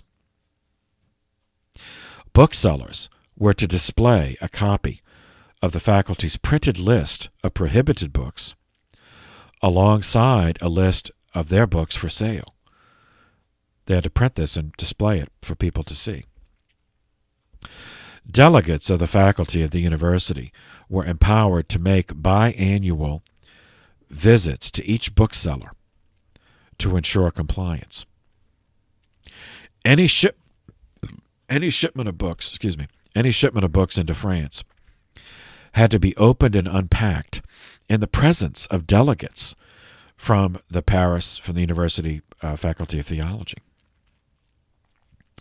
Beyond censorship, the Edict of Chateaubriand granted immunity to informers who delated Huguenots, who turned in, secret Huguenots, and awarded them 1/3 of the property, awarded informers 1/3 of the property of the Huguenots, if indeed they turned out to be Huguenots. Anyone who visited Geneva, where Calvin was reigning at this point for 10 years in his second period, forfeited all their property to the state, would be confiscated. Any correspondence with or sending money to anyone living in Geneva was outlawed. Discussion of religious topics was prohibited at work, over meals, and in the fields. Punishments for captured Protestant ministers for the first offense included cutting out their tongues. For the second offense, incineration, following the logic that heresy was equivalent to treason. The eighth, if you're keeping count, the Eighth Habsburg-Valois War in Italy commenced the same year, 1551. Adding yet another. So all these strains, they're all coming together. It lasted another 8 years until 1559. And here the fingerprints of Satan are most clearly visible, because this is what's going to interrupt the second period of the Council of Trent. So this war, this Eighth Habsburg-Valois War in Italy, began when Henri II of France involved himself in a dispute between Florence and Siena for hegemony in Tuscany. This phase of the dispute ended on the 2nd of August, 1553, at the Battle of Marciano, near Arezzo, Tuscany. France and its ally Siena suffered both tactical and strategic defeat. The Republic of Siena disappeared from history. Not the city. I mean, Siena's still there. But as a republic, it disappeared, and it was simply the territory was simply absorbed by Florence. Since the reigning Habsburg, still Charles V, also controlled Germany, Henri II continued the pointless conflict by invading across the existing Franco-German border, capturing Metz, M-E-T-Z, Toul, T-O-U-L, and Verdun, V-E-R-D-U-N, achieving a major tactical victory at the Battle of Renty, R-E-N-T-Y, on the 12th of August, 1554, in northern France. So the conflict continued, and we'll see its resolution in the next papal reign. This is significant for church history because the second period of the Council of Trent came to an abrupt halt without completing its agenda, owing to this stupid, pointless war. Meanwhile, back to the distorted use of the sacrament of matrimony. France became involved in the Anglo-Spanish-Scottish mixture after the Protestant movement began, through another political marriage, this time between King James V of Scotland and Princess Madeline, who was daughter of King Francis I of France. They married on January 1st, 1537, but the bride died 6 months later, on July 7th of the same year. Now, as the marriage never had any connection to the sacred, certainly no connection to what the two involved, what James and Madeline wanted, it was only for political objectives. The Franco-Scottish alliance then was perpetuated by a second farcical marriage, this between the same groom, James V of Scotland, and another French bride, this one Marie de Guise. So Marie, then D-E, de Guise, G-U-I-S-E. She was the daughter of the Duke of Guise. Guise was in Lorraine, Alsace-Lorraine, so that's where it was. They had, James V and Marie de Guise had only one daughter before James died. She was named Mary. So she became Mary I in Scottish history, Mary I, Queen of Scotland, or Mary, Queen of Scots. Had a very sad life. Perpetuation of the Franco-Scottish alliance was secured, continued, by the marriage of this daughter, Mary, Queen of Scots, to the future King of France, Francis II, in 1558. On July 10th, 1559, this Francis became King Francis II of France, while his wife, Mary, was already Queen of Scotland after James V died, meaning that their child could inherit both crowns, the crown of France and Scotland, creating a power block to counterbalance the Anglo-Spanish alliance perpetuated by the other set of political marriages, which we already covered. So all this planning and scheming and distorted use of the sacraments, multi-generational, collapsed, owing to the premature death of King Francis II on December 5th, 1560. Now, that took place after Pope Julius' death, so we'll pick up with that story in a future papal reign. So, in turn for Pope Julius, the Habsburg-Valois War, the eighth one, was something he could not ignore, because fighting took place in Tuscany. Tuscany was the northern border of the papal state was the southern border of Tuscany. So, he couldn't very well ignore it. It began during his reign, and it continued until 4 years after his death. And we already said that the significance during his life was interrupting the council. Okay.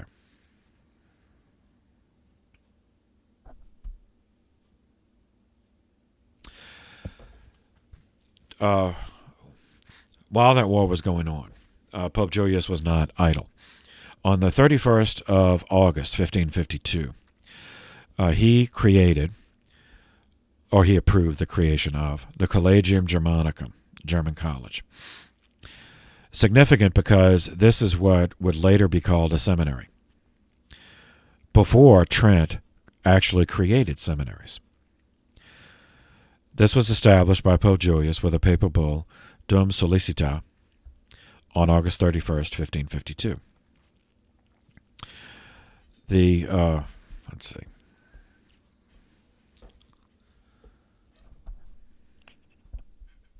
It was entrusted to, I'll say before I forget, it's called the German College, but it wasn't in Germany. It was in Rome. But its purpose was to train future priests from Germany to go to Germany. In the ministry there, they had to have, different kind of training because Germany was in a perpetual state of war, as we've seen, because of the Protestant movement. So they were not, they had to be prepared for that. They were not going to a place that any longer, where the church was, had established status. That, so death, capture, torture, and death were a real possibility. And it was entrusted to the Jesuits only 12 years after the order came into existence, which brings us back to Ignatius of Loyola. When we last visited Ignatius, Pope Paul III approved the constitutions of his new order on the 27th of September, 1540, in the papal bull Regimini Militantis Ecclesiae, to the government of the church militant. All right, St. Ignatius, he left Montague College and then moved to the Collège Saint-Barbe, it's the College of St. Barbara College, which was another constituent of the University of Paris. During this time of study at the Barber, Ignatius met and inspired fellow students, including Spaniards. Ignatius was from Spain, but ethnically he was Basque. But also he inspired fellow Spaniards, Alfonso Salmeron, Diego Lainez, Nicolas Bobadilla, as well as a Portuguese, Samuel Rodriguez, a fellow Basque, Francis Xavier, whom we'll talk about presently, and a Savoyard, Peter Faber. On the morning of August 15th, 1534, in the Église Saint-Pierre de Montmartre, the Church of St. Peter in Montmartre, which was a neighborhood in the north of Paris. Now it's within Paris, but at the time it was a suburb to the north. Ignatius, with these 6 companions, took private vows. Ignatius stayed in Paris to finish his master's degree, which he got the following year, 1535. But one of those first Jesuits will now occupy our attention because it takes the church story international in the early modern missionary endeavor. So now we become introduced to Saint Francis Xavier. Born Francisco de Jasso, Francisco, then D-E, de Jasso, Jasso. He was born on the 7th of April, 1506, in the Kingdom of Navarre, which at the time of his birth was a separate kingdom, but is now part of Spain, in the north of Spain. He was, he was born in a castle, the castle of Javier, Xavier, in the Kingdom of Navarre. He was the youngest son of Jan de Jasso, who was the seneschal of the Xavier Castle. His mother, Doña Maria, was an heiress, and because of deaths of other heirs, she ended up being the sole heiress of 2 aristocratic families of the Kingdom of Navarre. So Francis was, going to have, he had the best opportunities available. In 1525, his family enrolled him in the College in the Baroque College at the University of Paris. 4 years later, in 1529, Francis was sharing lodgings with Peter Faber, who from Savoy, when Ignatius of Loyola came to live with him as a fellow student. Ignatius was 38, but these two, Francis and Peter, were both 23. In 1530, Francis and Peter received master's degrees at the same time. Francis then went to teach Aristotelian philosophy at Beauvais College, while Peter Faber, he was the first one inspired by Ignatius. He immediately continued studies for the priesthood, so he became the first of the Jesuits to be ordained a priest, even though he was ordained before the order. So he was ordained a priest on May 30th, 1534. And as we saw, the order came into being in 1540, so he was the first of them to become a priest. Eventually, of course, all of them did. 3 months later, on August 15th, 1534, is where I mentioned the Ignatius and the six, including Francis and Peter, met in the Martyrium, which is the crypt under the Church of St. Peter in Montmartre, where they took private vows of poverty, chastity, and obedience to the Holy Father, as well as a vow to go to the Holy Land within 2 years, and if that did not work out, then to go to Rome and submit themselves to the Pope and undertake whatever mission he gave them. In 1539, Ignatius drew up a formula for a new religious order, the Society of Jesus, which was approved, as I said, the next year, 1540, by Pope Paul III. So now the story of Francis Xavier diverges, separates. I mean, he stayed a Jesuit, but he takes it international. Same year, 1540, King João III, King John III of Portugal, had the Portuguese ambassador to the Holy See request missionaries to spread the faith in his new possessions in India, the Portuguese possessions in India. St. Ignatius assigned Francis Xavier to that mission. Leaving Rome on March 15th, 1540, with the Portuguese ambassador to the east, Xavier, it's said that he brought with him only 3 books: his breviary, a catechism, and a work titled Instruction on How to Lead a Virtuous Life Based on the Examples of the Saints. That was published by a Croatian named Marko Marulic in 1506. Francis reached Lisbon, Portugal, with the ambassador's party in June of 1540 and was granted an audience with the King and Queen of Portugal 4 days later. He departed for India empowered by the Pope as Apostolic Nuncio to the East. They sailed from Lisbon on April 7th, 1541, along with 2 other Jesuits and the new viceroy, Portuguese viceroy for India, Martim Afonso de Sousa, aboard the Santiago. From August until March of 1542, the expedition paused at Portuguese Mozambique, then sailed once more, arriving in Goa, that's Goa, on the southwest coast of India. Then it was the capital of Portuguese India. They landed at Goa on May 6, 1542, 13 months after leaving Lisbon. Xavier spent nearly 3 years preaching in southern India and Ceylon, which is now the island of Sri Lanka, constructing 40 churches.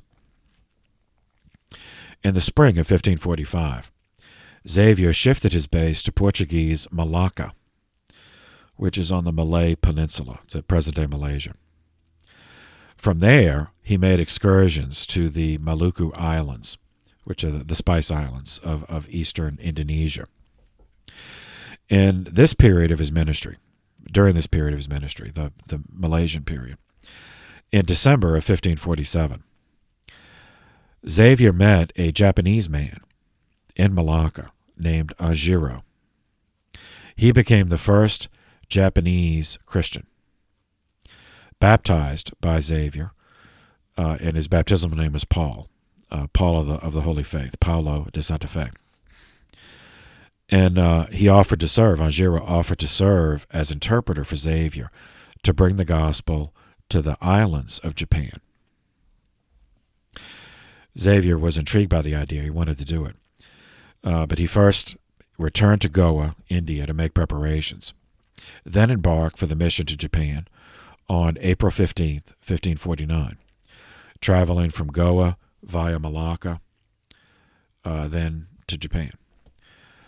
So 6 years, this is 6 years after the Portuguese first established a base in Japan. Xavier brought Ajiro with him, along with 2 other Japanese men, and Jesuits, a Jesuit priest, Father Cosme de Torres, and a brother, Juan Fernandez. Xavier's group reached Japan on July 27th, 1549, where they were allowed to disembark at the only permitted Portuguese port, Kagoshima, that's in the Satsuma province on the island of Kyushu. At the time, the Portuguese were only allowed a base on that island of Kyushu. Initially, they stayed with Ajiro's family until October of 1550. Then, shortly before Christmas, he left for Kyoto. Francis left for Kyoto, wanted to have a meeting with the emperor, but failed. He's lucky he didn't get his head chopped off then. Xavier then worked 2 more years in Japan before returning to India, went back to Goa. During the voyage back, a storm forced the ship to harbor on an island near Guangzhou, China. That's at least rendered in English is Guangzhou.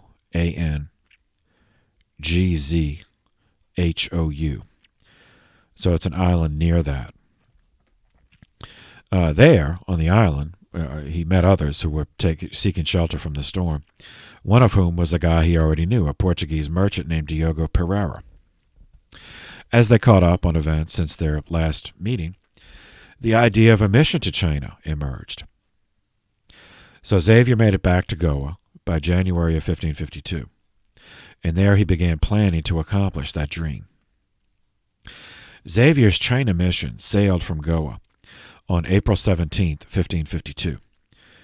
Diogo Pereira went with him, as well as a Jesuit named Alvaro Ferreira, and a Chinese man baptized with the name Antonio, and a Malabar servant baptized with the name Christopher. They sailed on the ship Santa Cruz. The ship was diverted multiple times by weather, by getting lost, and by corrupt port authorities in different places they landed. At length, in August of 1552, they reached Shang Shun Island, Shangchuan, Sichuan Island, which is 8.7 miles off the southern coast of Guangdong, China. That's Guangdong.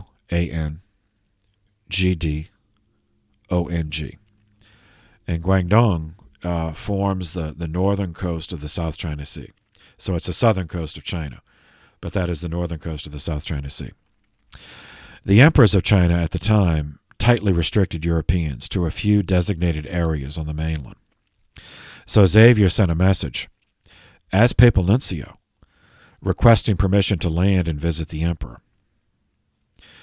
While waiting for a response, Xavier contracted some kind of fever and died on December 3rd, 1552. He died on the island without making it to the mainland. And he died during the reign of Pope Julius III. So a letter written by Francis in the year of his death, 1552, has survived. This is a letter he wrote from his Japan period back to the Jesuits in Europe. And I'll just read excerpts. Quote, "May the grace and charity of our Lord Jesus Christ be ever with us. Amen. By the favor of God, we all arrived at Japan in perfect health on the 15th of August, 1549. Japan is a very large empire, entirely composed of islands. One language is spoken throughout, not very difficult to learn. This country was discovered by the Portuguese 8 or 9 years ago. The Japanese are very ambitious of honors and distinctions and think themselves superior to all nations in military glory and valor. They prize and honor all that has to do with war and all such things, and there is nothing of which they are so proud as of weapons adorned with gold and silver. They always wear swords and daggers, both in and out of the house, and when they go to sleep they hang them on the bed's head. In short, they value arms more than any people I have ever seen. They are excellent archers, and usually fight on foot, though there is no lack of horses in the country. They are very polite to each other, but not to foreigners, whom they utterly despise. They spend their means on arms, on bodily adornment, and on a number of attendants, and do not in the least care to save money. They are, in short, a very warlike people, and engaged in continual wars among themselves. The most powerful in arms, bearing the most extensive sway. They have all one sovereign, although for 150 years past the princes have ceased to obey him, and this is the cause of their perpetual feuds. In these countries there is a great number, both of men and women, who profess a religious rule of life. They are called bonzes." Now, I'll interrupt there. So that's the Portuguese rendering of a bhikkhu, which is a Buddhist monk. So the bonzes, he means Buddhist monks. There are two sorts of bonzes. The one wear a gray dress, the others a black one. There is great rivalry between them, the gray monks being set against the black monks, and accusing them of ignorance and bad morals. On certain days the bonzes preach publicly. The sum of all their discourse is that none of the people will be condemned to hell, whatever may be the number of their past and present crimes, for the founders of their sects will take them out of the midst of those flames, if perchance they are condemned to them, especially if the bonzes who have made satisfaction for them constitute themselves their intercessors. And indeed the bonzes boast greatly to the people of their own holiness, on the ground of their obedience to the 5 precepts: abstaining from killing, both humans and animals, abstaining from theft, abstaining from adultery, abstaining from falsehoods, and abstaining from intoxication through alcohol or drugs. The Japanese doctrines teach absolutely nothing concerning the creation of the world, or the sun, the moon, the stars, the heavens, the earth, the sea, and the rest, and do not believe that they have any origin, but always were. The people were greatly astonished on hearing it said that there is one sole author and common father of souls, by whom they were created. This astonishment was caused by the fact that in their religious traditions there is nowhere mentioned any nowhere any mention of a creator. This did not satisfy them. They considered the devils to be evil by nature and the enemies of the human race. God, therefore, if he were good and were creator, could never have done such a thing as create beings so evil. To these arguments we replied that the devils were created good by God, but became evil by their own fault, and that in consequence they were subject to eternal punishment and torment. They then objected that God, who was so severe in punishing, was not at all merciful. Again, how could he? If he created the human race in the manner we taught, allow men sent into the world to worship him, to be tempted, and to be persecuted by the devil. In like manner, if God were good, he ought not to have made man so weak and so prone to sin, but free from evil. Again, it could not be a good God, they said, who had created that horrible prison of hell, and was to be forever without pity for those who suffer therein the most fearful torments from all eternity. Lastly, if he were good, he would not have imposed on men those difficult laws of the 10 Commandments. In the course of 2 months, after numerous conferences, we baptized about 500 persons in Yamaguchi, and every day, by the mercy of God, others are added to their number. Opposite to Japan lies China, an immense empire enjoying profound peace. All reports say that the empire is rich in every sort of produce, but especially in silk. Nothing leads me to suppose that there are Christians there. I hope to go there during this year, 1552, and penetrate even to the emperor himself. I am beginning to have great hopes that God will soon provide free entrance to China, not only to our society, but to religious of all orders, that a large field may be laid open to pious and holy men of all sorts, in which there may be great room for devotion and zeal, in recalling men who are now lost to the way of truth and salvation. I, again and again, beg all who have a zeal for the spreading of the Christian faith to help by their holy sacrifices and prayers these poor efforts of mine, that I may throw open an ample field to their pious labors. 1 year after the death of St. Francis Xavier, bringing us to the 6th of July, 1553, the King of England died, Edward VI, at the age of 15. He was a son, he was a son of Henry VIII and wife number 3, Jane Seymour. Having been monarch since the age of 9 in 1547, practical governance during the reign of Edward was exercised by a regency council, first led by his uncle, Edward Seymour, the first Duke of Somerset, and then by John Dudley, the first the first Earl of Warwick, and who was subsequently also made Duke of Northumberland. As previously covered, in very depressing detail, Edward's father, Henry VIII, severed communion of England from Rome in terms of authority and theft of church property, but in content, he retained the rest of Catholic doctrine: liturgy, devotion, hierarchy. Edward, entirely subjected to his regency council, was more Calvinist in his Protestant views, such that England, under the regency during his reign, was stripped of many of the externals of Catholicism that had been retained for the 2 decades since the schism began. Edward was never in good health. His final illness was a lung ailment that was probably tuberculosis. Having no children, the next in line to the throne was his older half-sister, Mary, daughter of Henry VIII and wife number 1, the Spanish princess Catherine of Aragon. She, like her mother, was a devout Catholic. To avoid a return of England to Catholicism, which they feared would include prosecution for the crimes they committed against Catholics, and might include a forced return of stolen church property, the Regency Council connived with Edward to produce a device for the succession. That's the title of it, but it's spelled differently. It's a D-E-V-I-S-E, device for the succession. February 1553.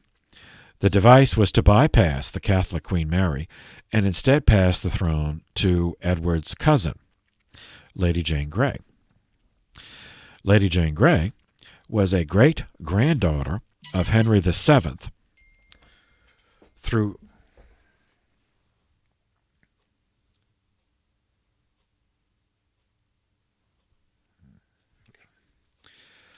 Lady Jane Grey was a great-granddaughter of Henry VII through his younger daughter, Mary.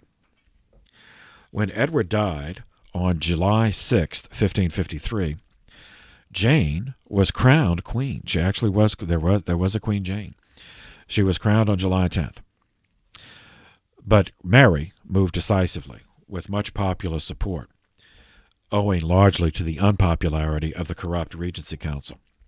So she was able to end the reign of Queen Jane 9 days later, on July 19th, and she herself was crowned Queen Mary I of England.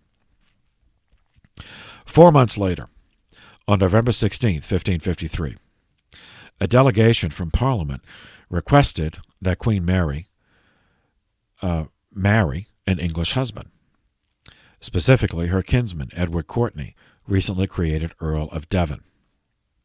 However, Mary wished to return to the policy that brought her into the world, namely the Anglo-Spanish alliance of her grandfather, Henry VII. Now, she did this primarily because Spain was still entirely Catholic, and she wished to restore England to union with Rome. Therefore, she chose to marry the heir to the throne of Spain, the future King Philip II, son of the Holy Roman Emperor Charles V. This proposed marriage renewed the fears which prompted Edward and the Regency Council to bypass Mary in the first place. And this time, when she announced it, it led to a full-scale uprising against her, led by Sir Thomas Wyatt of Kent, as well as led by the father and uncle of the 9-day Queen Jane. The plan was for rebellion to be raised in 4 counties, 4 armies, in other words. So 4 armies would then converge on London on March 18th, 1554, remove Mary, execute her, and then marry her half-sister, Elizabeth, who became Elizabeth I, marry her to Edward Courtenay, the Earl of Devon, while a French fleet prevented the Spanish prince, Philip II, or future Philip II, from reinforcing Mary with the Spanish Navy. Plans started to leak as early as January 21st, 1554, giving Mary time to prepare, and forcing Wyatt to move on January 26th, 3 months sooner than originally intended. Nevertheless, he appeared at London with 6,000 troops. Well, not regular army troops, but 6,000 supporters who did have weapons. He appeared on February 1st, and then arrogantly demanded that the city surrender to him and turn over Mary to his custody. His preening behavior so antagonized the city leaders that many of them, who had no love for Mary personally, rallied to her cause. After 3 battles, she defeated and captured Wyatt by February 3rd. He and 90 conspirators were executed, including the 9-day Queen Jane and her husband, on February 12, 1554. Mary and the Spanish prince Philip were then married in Winchester Cathedral on July 25, 1554. 2 months later, by September, she became pregnant, but the child was not carried to term.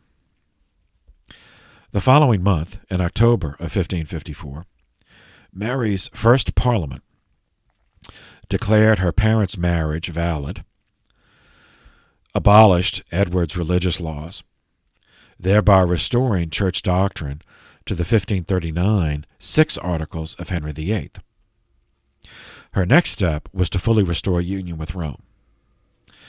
Parliament would not support any consideration of restoring stolen church property, and she did not even attempt to seek punishment for the countless crimes and atrocities committed against individual Catholics over the previous 20 years. Pope Julius III dispatched the English Cardinal Reginald Pole, that's P-O-L-E, to England as his legate, papal legate, to assist Queen Mary in this endeavor. Pole was actually a relative of the royal family. His mother, Margaret, had been a niece of King Edward IV. That lady his mother, like Thomas More and John Fisher, Bishop John Fisher, were executed by Henry VIII for their refusal to submit to Henry's break with Rome. Anglican historians have reviled Queen Mary as Bloody Mary because of the ensuing persecution of Protestants. Since all these executions took place after judicial proceedings, we know the exact number, 273. In addition, it must be remembered that many of these were executed were actually political revolutionaries like Thomas Wyatt, who actually raised troops to kidnap and kill her, who were just using religion, as a costume for rebellion. In this category would fall Englishmen who detested the Spanish so deeply that they joined revolts against Mary because of her marriage to Prince Philip of Spain. Nevertheless, Mary was determined that England would be Catholic again. Cardinal Pole held a synod in London in 1555, which outlined many reforms that eventually would be adopted by the Council of Trent, even though Trent had been interrupted. Remember, Pole was one of the 3 papal legates in the first period of Trent, so he was very involved. Most noteworthy at this Synod of London in 1555 was restoring clerical celibacy, enforcing residence of clergy in benefices with care of souls, creation of a school attached to each cathedral that would prepare men for holy orders. Pole, then as papal legate, formally absolved England from schism and invited clerics of all sides to participate in the synod. Pope Julius died while Pole was engaged in this work, so we'll leave that story and pick it up in the future reign. But to conclude with Pope Julius III died on March 23, 1555, after a reign of only 5 years, with the council still suspended because of the 8th Habsburg-Valois War. Considering what happened next, it's a pity he did not live longer, because it would be another 8 long years before the Council of Trent was finally able to complete its work. He was followed as Pope 222 by Pope Marcellus II. And we will pause there, and we will pick up with that next time. So for the moment, thank you for your attention. This session is adjourned.